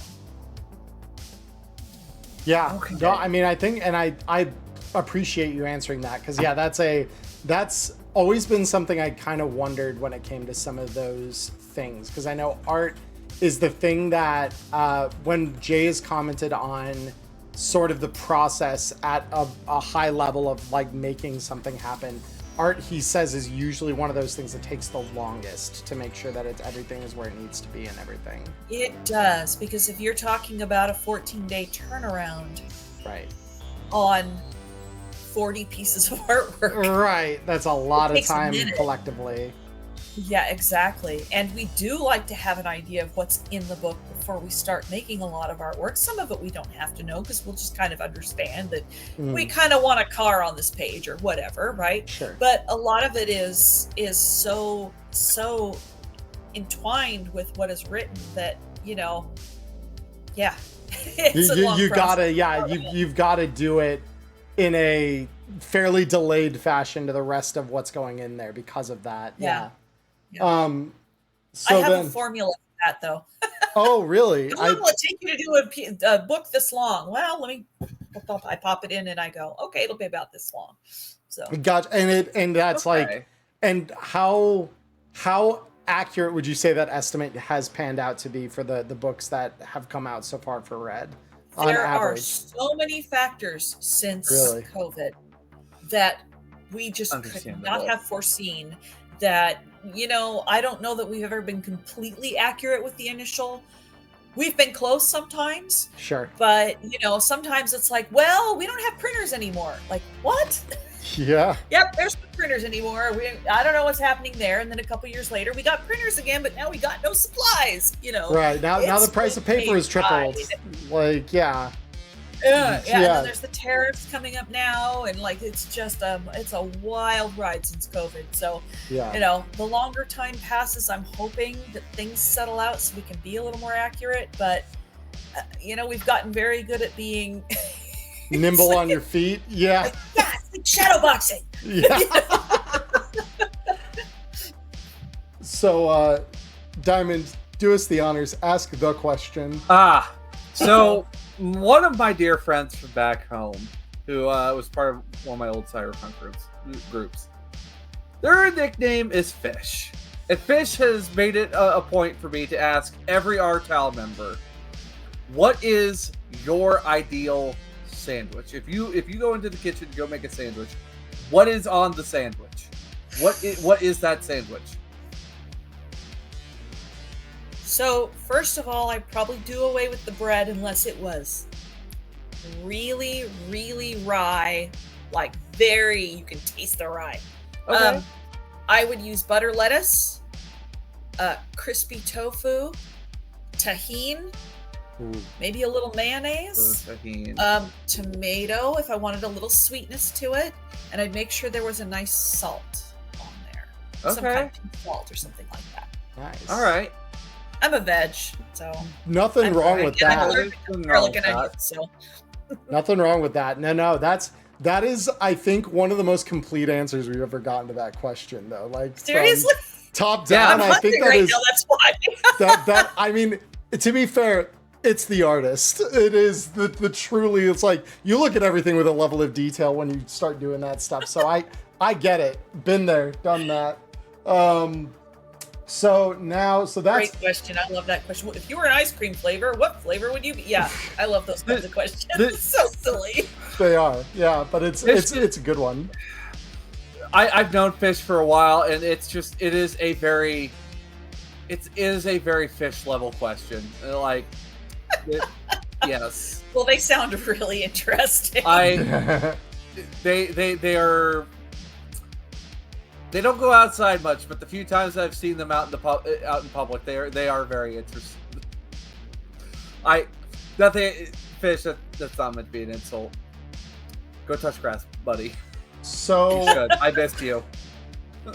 So, I suppose to ask some of the questions that have cropped up in chat as we've been going through. Okay, sure. Yeah. So, Prepper Jack, and I don't recognize the term for this. Maybe you will. But he asked, has RTAL considered limited edition? I believe that's Giclee, Giclee prints of the artwork in the books. Giclee is the Giclee. Okay, I'm not familiar. What is Giclee? Yeah, it is a type of sort of museum quality high end print that tends to keep its color rich, saturated, delicious. Yeah. We have considered doing prints. Yes, we have considered. Oh, that would be. Can't say anymore. Yeah, no, that's entirely fair.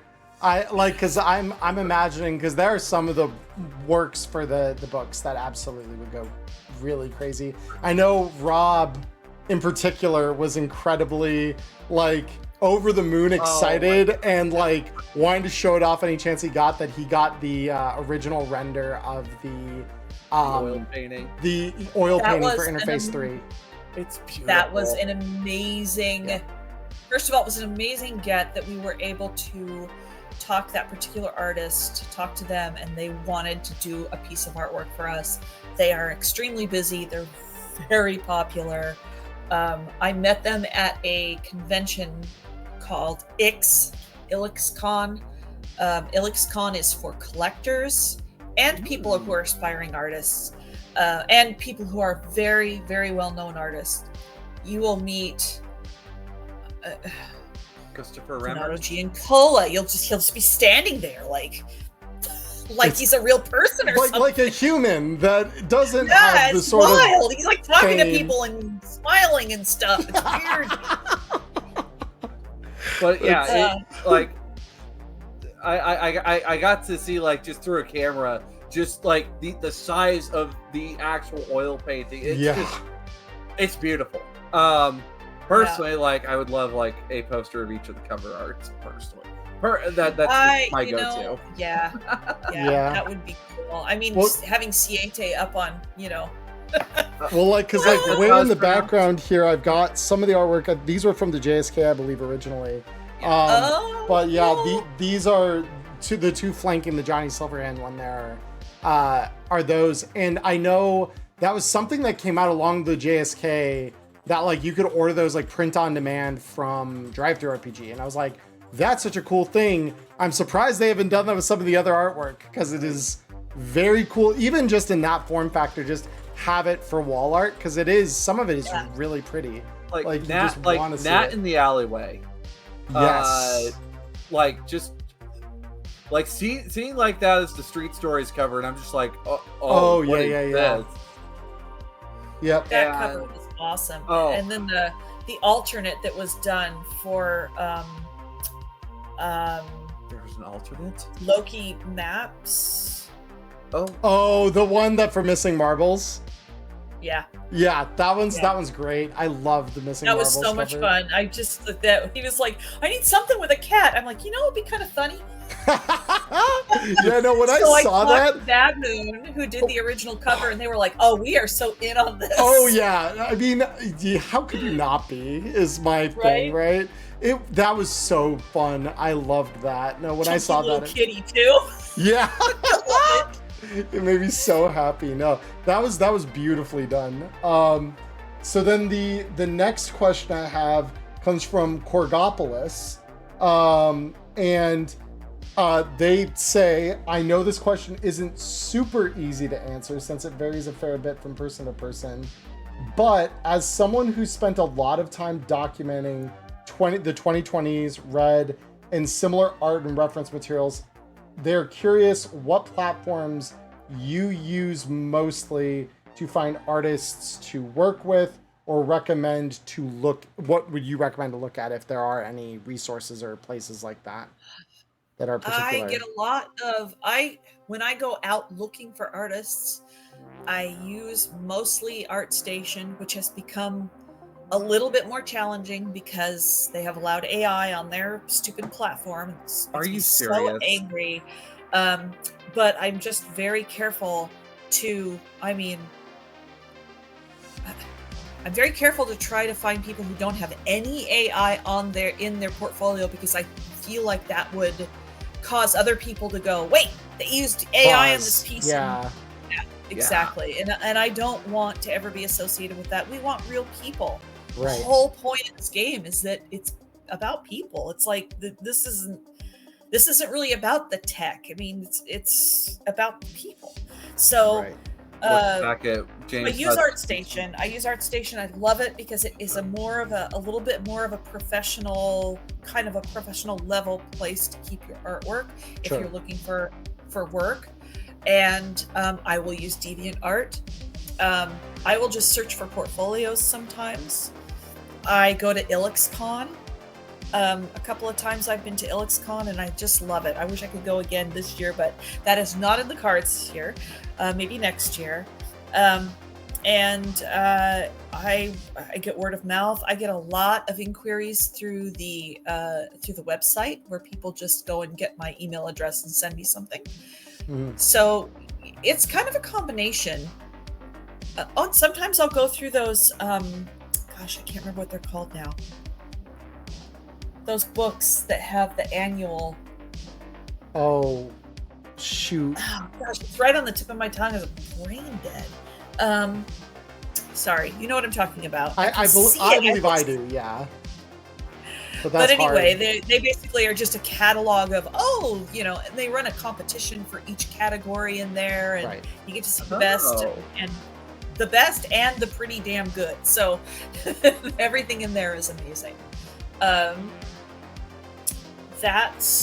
think that's about it. And when I look for a portfolio, if that is a question anywhere in there, only put things in your portfolio of things that you enjoy working on. Because inevitably what's going to happen is, I love doing character design, but I really like this logo I did for my dad's company, so I'll throw that up there. Inevitably, the art director will get in there and go, oh, good, they do logos, right? And they'll be like, oh, no. They're like, oh, dear God, no, that's not what I was applying for. Yeah, no, that's... Exactly. That's always what happens when anyone looks at the resume or portfolio. It's just, oh, you did this one specific thing this one time. Boy, we're going to hire you for that. Yeah. I can't tell you how many people have called me for project manager jobs. I did that work, but that's not what I'm applying for. What is wrong with you? Yeah, exactly. No, I'm trying to drag me into hospital security. I did it for like 6 months. Jeez. I need to stick that out of my dang resume. Yeah. Lord have mercy. Oh, that's a hell of a job. It's a tough job, but I mean, though time I was in the hospital, it's just nurses like, oh goodness. Yeah. Though I do want to make mention, and I don't know if you had a hand in this one or not, but the April Fool's Day DLC achievements and loot boxes. Both Emmerron and I are Eagle Scouts, and we appreciate the merit badge stash. Yes. Oh, good. No, I think that a lot of that is Jay's little not manic, but little wild brain just getting onto something and, chasing it like a dog, because he comes up with these ideas and they just develop out of his, it would be funny. Yeah. What's up? Yeah, and it was funny. Like the moment he's sitting around eating pizza. Hey, I have an idea. Oh God. Yeah, that's hilarious. You gotta do that. Yeah, well, and when you get a bunch of visual people together who have the means to make something like that, a gag like that happen, it is the craziest thing to watch what happens in the days or weeks following, especially where you're like, we're gonna publish this. People are gonna see our, wild reasoning on this, and the joke that we made one time over beers, and all of a sudden, here you go. We have merit badge stash for achievements. Elf Lions Online apparently was supposed to be one DLC, and it turned into 5 now? It's a whole thing. It's a whole thing unto itself. And I think that was James's idea. It is, yeah. Forgive me, guys, if I misquote who it was, but I'm pretty sure that was James. No, it's very much man shakes fist because every time that we would even ask anything of Jay about it, when we interviewed him, he was very much like, "That's James. You got to ask James." Yeah. I can't answer that. That's an entirely James question. It's living in James's head. You don't want to go in there after it. Just wait for him to tell you. I mean, to be fair, he ran Fossilized Violence for us at Gen Con, as well as he ran a session of Beetle World, his own little Beetle game for us as well, that are just both these are... They're so cute. Great ideas. They're so fun. Yeah, he's got the most out there ideas in game design that I've ever seen that somehow still managed to work really well. When you first hear them, you're like, that sounds like the ravings of an insane person. And then you play them and you're like, they're also fun. Also, I have to say that the cover artist for that, King, the big old T-Rex with the scar. That's Bob Eggleton. He works for Toho. My mother, as soon as I mentioned, he does Godzilla. He does King Kong. Bob is an amazing artist, and he was so much fun to work with. He's like, what, giant giant T-Rex. It's already done. It's just in my head. I just got to get it on paper now. You know, he was great. He did a beautiful job on that. My mother actually that does. I actually have a question then, because my mother, when I came back, my mom and mom who adopted me, and they're both Godzilla fans. Nice. And I was just like, yeah, Bob Eggleton's gonna be working on art for fossilized violence, and my mom's like, how did they get a hold of Bob Eggleton? So how did you? Okay, just Elixir. I met him at ElixCon. He was hanging out there. I think I met him online a little bit, but when I showed up and was like, "Hey, Bob, it's me, Winter," and he was like, "Oh, give me a hug, like we're old friends or something." I was like, "All right, well, this is like coming home. It's comfort. This is comfort food." That's so good. Yeah, because like they're both King Kong fans, and now they're just like they want to see it. So it's just like, oh, that's fun. Yeah, I think it's a pure of heart game. I love it. Super fun. You can play with your plastic dinos with it. I mean, you guys got to demo it at the show. We've because Diamond and I both have done several iterations of it now that we've been there for cons or tests of. One for you, yeah. I've been through several iterations of it as it's evolved, and I'm like, this game is going to be so fun when it finally comes out. Oh my god, you guys are fun. That's great. I love it. No, I love a lot of that. Like you said, very inspired, very like almost kind of lighthearted on a level of like, here, let's recapture a little of that childhood, and then remember that you're an adult. And just like bring enough of those themes up that it doesn't feel like you're being treated with the kitty gloves, but you can reminisce about the good old days kind of thing. Yeah, that's very much what that captures. Yeah. I suppose something else, and I'm wondering, probably down the road, once we get a little bit more coming from the wonderful mind of Cody Pondsmith with Shadow Star. I look forward to. Like, I've seen some of the artwork in like, Eyes in the Darkness and the box set itself, and I partially I didn't read the credits because I just kind of wanted to jump in. Were you also working on a lot of that as well?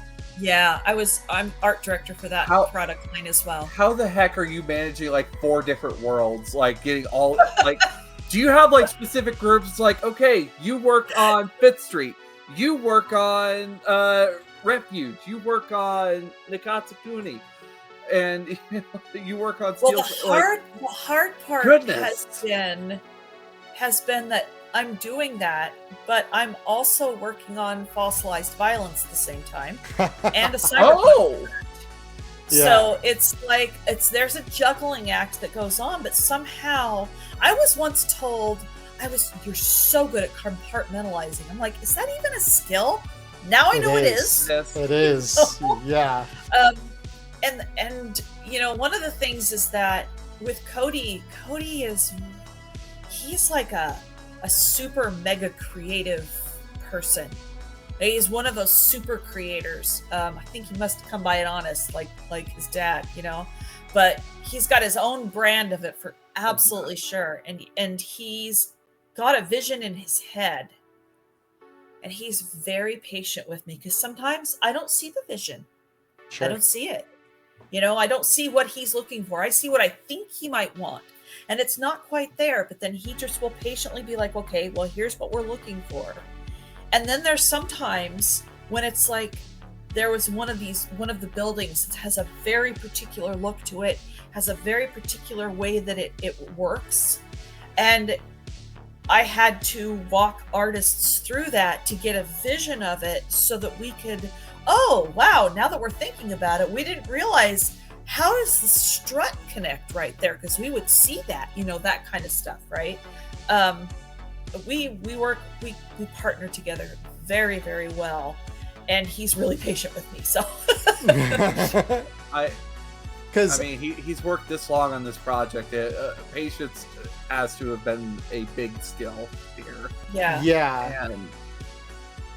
I don't think it ever occurred to him that it would really become a game. I mean, I think that I think it was like, well, I made this when I was a kid and it was really cool, but he couldn't get it out of his head and he was thinking about it. And then he started kind of playing with it in his off time, you know. He's like, I'm developing Witcher during the day, and at night I'm developing Shadowscar, you know. Like there was this whole time period where he was kind of not to be seen because he was in his two worlds, you know, just doing it. Yeah. And then he brought it up at a couple of meetings, and I think he talked to you know, the controlling bodies of the company, and they were like, you know, I know you created it when you were a kid, but it sounds really cool. Maybe we should just do it, you know. And now here we are. Glad they did. Yeah. Well, and all the work for it looks amazing. Well, and I'm really curious, as the person directing that project, with as diverse as the artwork is on that, how different in a lot of ways aesthetics and even just like the character designs and things like that are from Cyberpunk, which is very much more like, we're going to do this in a very realistic lens, right? Like you said, you want the spaces to feel like you could live in them, like you could visit them physically and be there. Whereas Shadowscar definitely doesn't possess that. It very much is more the sort of anime or cartoon-esque aesthetic. I know a lot of us who have seen the artwork were like, wow, this is highly reminiscent of like Avatar: The Last Airbender and some of that lens of things. And so I'm curious how, when you started having to direct through that, and you did have that vision finally, like once you and Cody locked in on that, how has that differed from Cyberpunk in the way that you directed all of that? In every way possible. The artists who create it are completely different. They work a completely different way. Most of them, not all of them, but most of them work with studios. So we'll have more studios, and these studios aren't like Bad Moon, where it's just like a couple of guys and, you know, a few other people, right? These are bigger studios that will create different pieces of artwork. And one studio will want, okay, I want each of the artists to have their own credit, and another studio will say, well, I just want my studio to be credited, and you'll never have to work with those artists directly. I will work with them, and you will just tell me what you want. It's completely everything. It's like everything is bespoke with this particular genre. And I mean, what they're expecting in terms of payment is different. What they're expecting in terms of time frames is different. One of the issues is if you're creating anime as opposed to manga, right? Sure. You are not as worried about, the camera's going to pan by, and you're really paying attention to the front characters, and the other shapes in the background aren't terribly important. But now we've got a still of this, right? And I can see every place where you've taken a shortcut, right? Every tiny brush stroke. The street scenes have to be rendered in far better detail than your average anime would have them rendered. You follow. Yeah, I do. No, I know exactly what you're talking about, because there are definitely scenes. There's been a number of times where it's been like, wow, I can't, your lines are crossing over each other or this or that, and I'm just patient with them because I know that they don't work in 300 or 600 DPI. We often ask for things in 600 DPI, by the way. Right, makes sense. They don't work in that normally. They work in moving things. They work digitally. It doesn't matter if some of their background stuff looks digital or it looks more like a model. Right. But it does matter when it's still. And the other thing about all of the artists that are working digitally, and that's all but 2 that we have work digitally, they don't understand that when you print something, it prints a lot darker than the lit up screen that you've got in front of you. Yep. So there's some psychic mojo I have to do on a lot of these pieces to sort of, all right, we need a little more light in this or everything's going to disappear. Right. And that is very much true of the people who work in the anime or manga style for Shadowscar as well. Yeah, because I know, so let me ask this then. For each of the worlds, have those kind of been compartmentalized broadly into different studios working on them then? to better fit kind of the No. art aesthetics or No, not? Oh, no. once I find a person that can, here's the thing: if you can draw the style, Mhm. you can draw the style, you can draw anything in the style, because Fair. drawing is the universal. It's the universal skill that brings all artists to the table. You can't hide something in your drawing.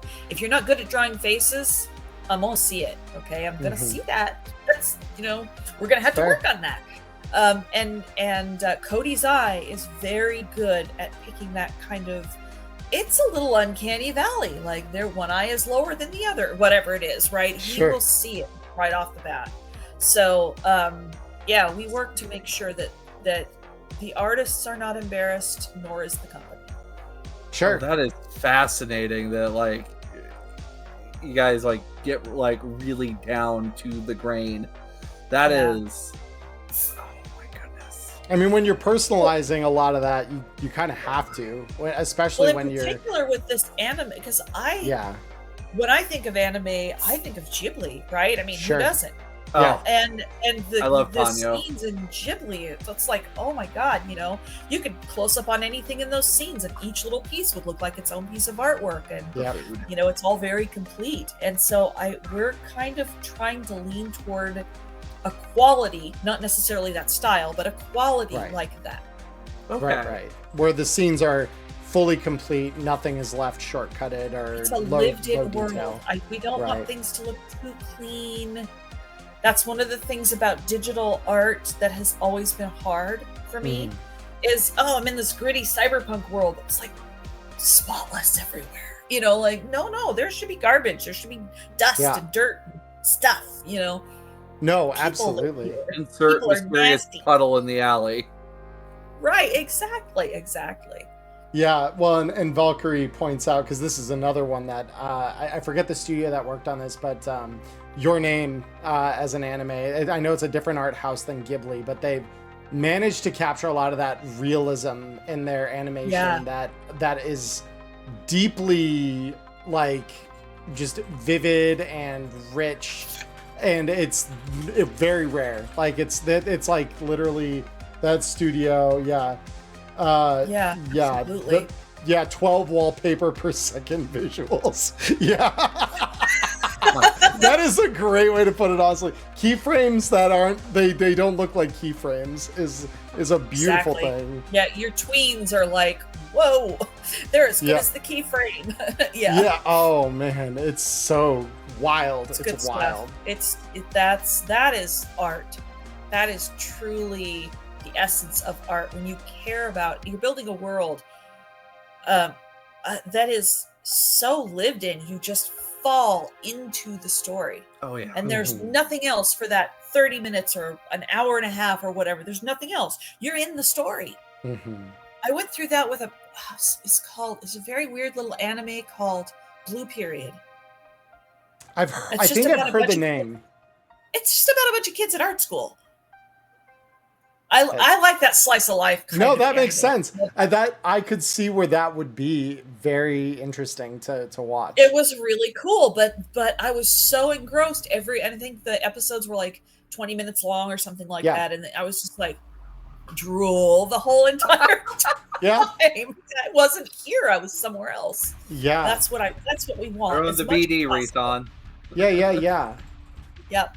Yeah. So, and so I suppose the next question then that comes to mind off of the back of some of that with work on Shadow Scar is, as you direct some of the visuals, because obviously there's quite a bit of original, thought and design that goes into designing the Mosaic as a multiverse. But some of the enemies, like namely the yokai in particular, have deep Japanese mythological, lore and artistic rendering of their own. How, I guess, do you parse through all of that stuff, the visual language that already exists for those things, and bring that into the visual style that the rest of that game has? I will tell you, in terms of professional illustration, Dolan Pondsmith Cody's sister, Yes. cut her teeth on professional artwork, doing professional illustration. Well, they lived together. Oh. You know, they were roommates at the time. Yeah. And they worked together on it like constantly, like, because, you know, like you guys do probably. Sure. You're just constantly, you know what's a good idea for that, you know. Yeah. And because you're living in that moment, their partnership just turned out these amazing pieces that just have really resonated, I think, definitely with the historical reference, but also with a little bit of its own kind of flavor to it as well. Sure. And I think last I heard, Cody said it was going over very well with the crowd in terms of like the history and you know, people who are very dedicated to keeping some Japanese culture very pure. It seems to be resonating well with folks. So yeah, I mean, every time because I don't know a ton about yokai lore for the, you know, majority of them. The ones I do, though, I love the way that they've kind of brought that in and realized them, both in like the crunchy number stuff of the stat blocks as well as the visual design that they've done. So then for your role as kind of art direction in that, since that, like you've said, was more of a partnership between Cody and Dolan directly, right? Where did your role land in I suppose, like facilitating any of that, or like was that something you were more hands off for? Well, once Dolan started working more regularly with the company and is now working with the company, right? I am there to make sure people don't just run her over. Hey, everybody wants artwork from you, you know. And so my job is a little bit more project managey when it comes to those kinds of things. But then there are other pieces of artwork, full illustrations that she did for Shadow Scar and for Cyberpunk now, more recently. That were a bit more of my being able to guide some of those decisions and help her along. She doesn't really need my help particularly, but there were a couple of times we were just like, you know what would be easier? She's like, you know what would be easier is if you just sat on line with me and just talked to me while I work. I'm like, okay, that sounds fun. Let's do that. So, you know, I got to really be involved in some of the processes of those particular pieces, and that was a lot of fun. And so then we got to partner together on Cody. Now I see where the Hello Cutie one, the Cutie Miss DLC artwork came from. Yeah, okay, that checks out. Some deep girl power bonding moment there. Yeah, no, checks out. Hell yeah. The way you just said that even sounded like Dolan. That's crazy. No, that's funny. I mean, truly though, some of that artwork it's really something. Like when we first saw what that art was going to look like for Cutie Miss, my jaw dropped. I'm like, it's wild to see, because Dolan has that anime aesthetic nailed down pretty much completely. And her strength, one of her big strengths is character design. Yes. Always has been. I've known her since she was a teenager, and she would come and be like, what do you think of this character in her sketchbook? I'm like, that's fire. That's just fire. That's all that is. Beautiful. And yeah, so she has always had an aesthetic for being able to make people not only unique, but real in a lot of ways, not just a fantasy thought. Right. And that's one of the things that I look for, is that there's a spark there. So. Well, and when they mentioned, because I think this is one of those very few times where I think we had a brief heads up that the Cutie Miss art was going to be, or the art of whatever the April Fool's DLC was going to be. I don't even know that we knew it was Cutie Miss at the time, but we knew the art was going to be done by Dolan. And I was like, how is that? Like, I was confident it was going to work. I just want to know, how is it going to work? Because with her style being far more in that niche of the anime Shadow Scar aesthetic, how is that going to look in the rendering of like Cyberpunk, which we've just spent a couple hours discussing is very more realistic, and it like was nailed. Like it was like, okay, yep, I've never doubted for a second, and now I see how that works. Beautiful. I love it. Absolute cinema. It was so much fun releasing that and hearing about, oh my gosh, more people have commented on this artwork than, that was a lot. Artwork was killer. Like, it was so good. Everyone really likes Corpse. A lot of people in a certain section of my community, you know who you are, really like Corpse. I know. I mean, every detail, every single detail. Every detail. Yeah. Yes. No. It was very interesting to see that aesthetic. Some of those aesthetic qualities brought into the hyper realism that seems to saturate a lot of Cyberpunk's world and art and all of that. So that was just something I was curious about.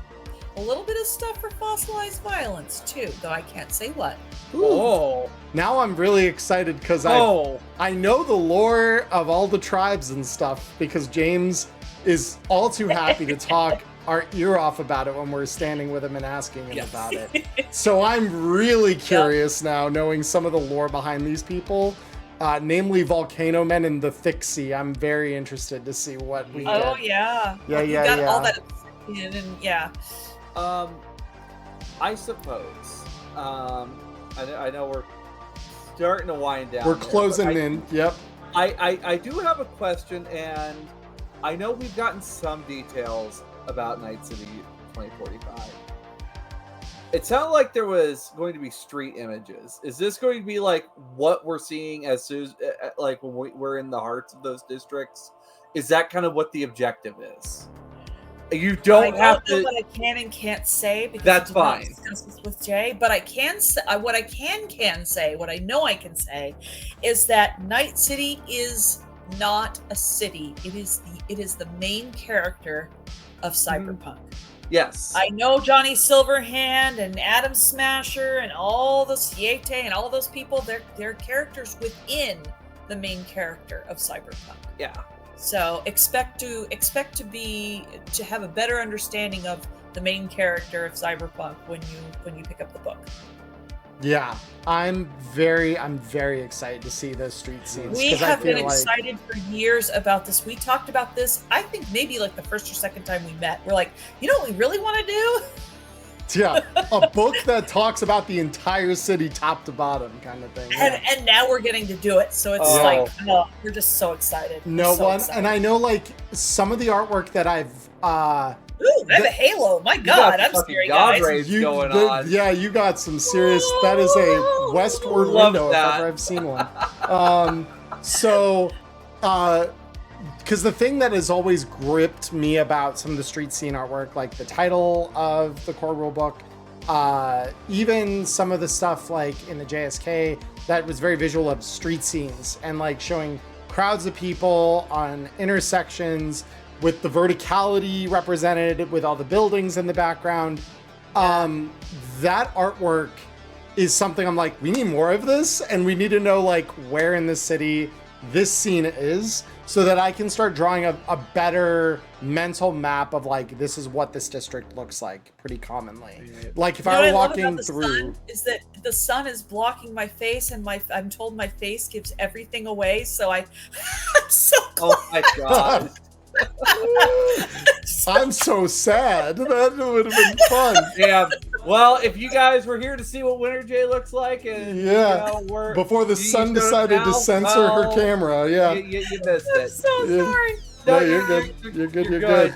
Might just need to lower the curtains or something. Oh my! I have no curtains in this house. Oh, there you go. Because it is so dark where I live. In the winter, it gets dark at 4, and it's not light again until like 8 or 9 in the morning. It's like that's so nice. And then it stays dark all day because of the rain and the heavy clouds. So I don't even put curtains on my windows. I just like you just accept it for what it is at any given hour of the day. I'm like, whatever. So my neighbors don't like what I'm wearing. Screw them. my first thought, though, when it comes to like street images, We go to All About Drones to cover art for that, where there's just the giraffe walking through the middle of the street. And it's just like, where is this? Is what my thought is. Yeah, that's fun. Speaking of the weather locally, we've got a dust storm warning coming. That's fun. Oh yeah, it's Haboob time, baby. Let's go. Oh yeah. So that's when they called that out in 2077. I'm like, I feel so seen. Holy shit! It's like only the Phoenix area that knows what the hell a haboob is, and now they've brought it to the masses. Thank you, CDVR, for recognizing what we have. It's so good. Fabulous. But that was something where like I wanted to see better the individual districts for that reason alone, just so I could like wrap my head, because if I walk around, Phoenix, or if I walk around like Chicago, when you cross into a different district, you get a sense of like, okay, this is where I am. You culturally can see the markers change, and I want a better feel for that within Night City. So that's where I'm really excited for 2045, because of that alone, is I'll have a better understanding of like, this is what we are getting, based on what Jay said at Gen Con this year, in terms of like, there will be street scenes of every part of the city. Yeah. And I'm like, yes, and cannot wait. I can't wait to see it. Personally, I have a love for South Night City. I know it's not the best part of city, but it's the most colorful. Oh, is that so? I would not be surprised. I mean, it's got the most variety for sure. It's huge. Yeah. Until the Atlas pared it down, it was huge. Well, I still consider the port and the reclamation zone part of South Night City greater. Yeah. So. But that's what I mean, though. It's I think unless you're looking at like maybe Rancho or Haywood, they are, and those are the only bigger districts. But as far as the inner city, it's the biggest one. Like, it's crazy. So I'm excited to see what that rendering looks like for sure. Well, Westbrook's skinny though. New Westbrook is pretty small up in the north end, yeah. But yeah, no, I'm just excited. I'm excited to see what all that looks like. So, Winter Jay, as we come down to our last 10-ish minutes of the episode here, I want to make sure you get the opportunity to share with the masses what obviously R Tal's projects being what they are, and you being bound by NDAs like anyone else. We obviously don't want to walk on your toes where that's concerned. But do you have anything else going on that you do want to share, that you're excited about, projects, things like that, that you want to shout out, people, all that sort of stuff? The floor is yours. Only personal projects. My best friend and I just opened an art gallery in our little town here, and like Saturday. It opened Saturday. Oh wow, this is like recent. Oh wow. Very, very new. Understandable. Why that's incredible. Why last week kinda Yeah. Last week was a crazy mess, and then I know I missed you guys last week. But I'm like, I realized, God, I'm a slave to my camera. I'm in my calendar. I'm just a slave to it. Like, if it's not on there, I'm like, it doesn't exist. Oh no, it's totally fine now that we know. But I mean, are you willing to share what the name of the gallery is? Oh yeah, it's Winter's Edge Gallery. You can follow us on. I'm only upkeeping Facebook because like I don't have time to upkeep all the social media, and that's the one that a lot of people locally have. So that is fair. Winter's Edge Gallery. I guess I'll follow it with the Meat Person account. The Meat Person. There you go. Yeah, no, that's beautiful. Yeah, so if you guys like artwork, that is definitely a place that you should be following. So anyone who's here with us live today on Twitch. Just to be clear, this is my business partner and I, and we don't have any game art associated with the studio or the gallery as of yet. Mm-hmm. It's mostly local art. And we have a few Native American creators who've also joined us from a couple of our local reservations here. So just to Ooh. be on the up and up. It's not really game art, although I know game art's going to sneak its way in there because it's me. But Right. Yeah. At the end of the Yeah. day, there's only so much you can do to separate it. But yeah. I'm not interested in separating. That's Right. no, only compartmentalizing my worlds, not my art. Yeah. No. Well, and I know you'd mentioned, and as I'm looking at it, because I just pulled it up on Facebook here, gem and fossil stuff. Lots of gem and fossil stuff. was what you Oh were yes, talking about before. absolutely. Because I just like stuff. I'm just a nerd about things. So yeah, when we started putting in, I wonder if look at that. Oh, there we Yeah, go. tape something up there. Yeah. We're almost done though, aren't we? I'd have to go get tape. Roughly, yeah, we got like 5-ish minutes, but yeah, no, it's all good. We'll know for next time when we next. Right? There we go. Oh, there you are. Okay. There we go. The blinds are drawn.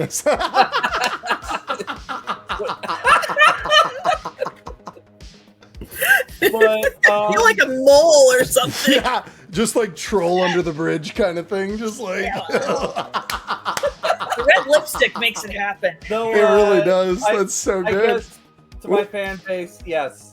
I'm looking in here. Touch rock. That touch rock is important. Oh yes, touch rocks. Touch rock important. As an FF14 player, I have a need to touch every aetheryte, which is the important rock. Big crystal at the center of settlement. You can teleport to it. Touch the rock. Must touch. Yes. Must touch rock. I actually tell gotta people wear a when they sun come in, hat. I'm like, feel free to pick up and touch, because they look at it and they're like, Well, so hard. often museums shiny. and I'm sure there's some galleries even out there where they're like, you can't touch. It's very like sensitive to touch or whatever. Don't well, touch look, it. man, if I can't look with my eyes and I have to look with my hands, Yeah. I can't expect other people. No, exactly. And I get that. Yeah. I love that is the way that you run things, because yeah, it's so hard when you see that really shiny, glittery little gemstone. You're like, I want to look at it. It's like you can't suppress that forever. Like Well, there's I a have reason we're art, some dice of my goblins artwork- at heart. Some of my own artwork is really textured too. Like, Yeah. this is not. This is not. Oh, This is like, there's texture to it. So I'm like, Yeah. how can you not touch that? No, well, yeah. You know? Well, and I know like my grandmother did a lot of paintings in acrylic. And acrylic is extremely that way, where it's like that very Oh, yeah. textured, like, and so like Absolutely. that's stuff that I'm like, as a kid, I remember touching those pieces of art because the acrylic is just like, it has that very interesting texture that you don't get almost anywhere else. It's so Yeah. unique. Yeah. It's true. But all right. Well, chat, Winter, thank you guys for being here. Thank you for having me. That Winter was Jaye, thank you thank you so much for taking time out of your busy schedule to come hang out with us nerds. My people are just like, why have you not seen Winter Jaye yet? It's like we're working on it. We're trying, guys. Yeah, no. I would come back anytime if you get Oh, questions really? about portfolio types or any of that kind of stuff. Like anything you guys want to talk about, as long as I'm not talking about things I'm not supposed to talk about. Right. The things that NDA assassins come after you for. Yeah, exactly. No. I mean, they'll be understanding, but I'll still you just don't want to get the side eye No. from Mike. You just don't. No. Whenever I've seen Mike I feel issue bad. side eyes in my presence, I'm like, I'm glad that's not at me. Holy crap. I mean, he has looked at you and said, "Don't make me have to kill you." No, he has said that, but he meant that well, and it wasn't with a side eye. That's how I know he wasn't going to do it then. No, it's a privilege to have your character killed by Mike Pondsmith. Oh yeah. Oh no, he wasn't talking about character. I got to issue the tickets for the people who got the characters killed. No, he has not killed mine yet. I want him to one day, No? but Oh yeah. but The day is young. it is. But yeah, Winter Jaye, thank you so much Thank for being here with us Yeah. today. We so appreciate the time you've taken with us and for answering all of our questions, from the very grounded to the absolutely insane. We so appreciate you, and yeah, we look forward to hopefully when maybe when Night City 2045 has come out, we can absolutely nerd out about all of the different districts together and the maybe artwork, I'll have some great fun stories about the the artwork and Absolutely. stuff. the making of, and Oh. all that. We'd love to hear all of it. Honestly, I'm so Night excited. City 2045 and also or Shadow Scar. Yes, all of Oh that. yeah, for sure. All of that. And of course, if you have any developments, I mean, just send us a tip. We'll be happy to follow up the scoop. Hello, nudge. Yeah, I need to send my book to you, though. I need that signature. Yes. I send books. I have no problem, signing them and popping them back in the mail. It's totally fine. Very cool. Awesome. Yeah. Well, I chat. have everyone, so now. So, chat, thank you guys for being here. If you're watching this later on YouTube or on Spotify, I hope all of you have a wonderful morning, evening, or afternoon wherever you're in the world. Stay healthy, stay safe, guys. Till next time, we'll see you Careful out very there. soon. Peace. Bye.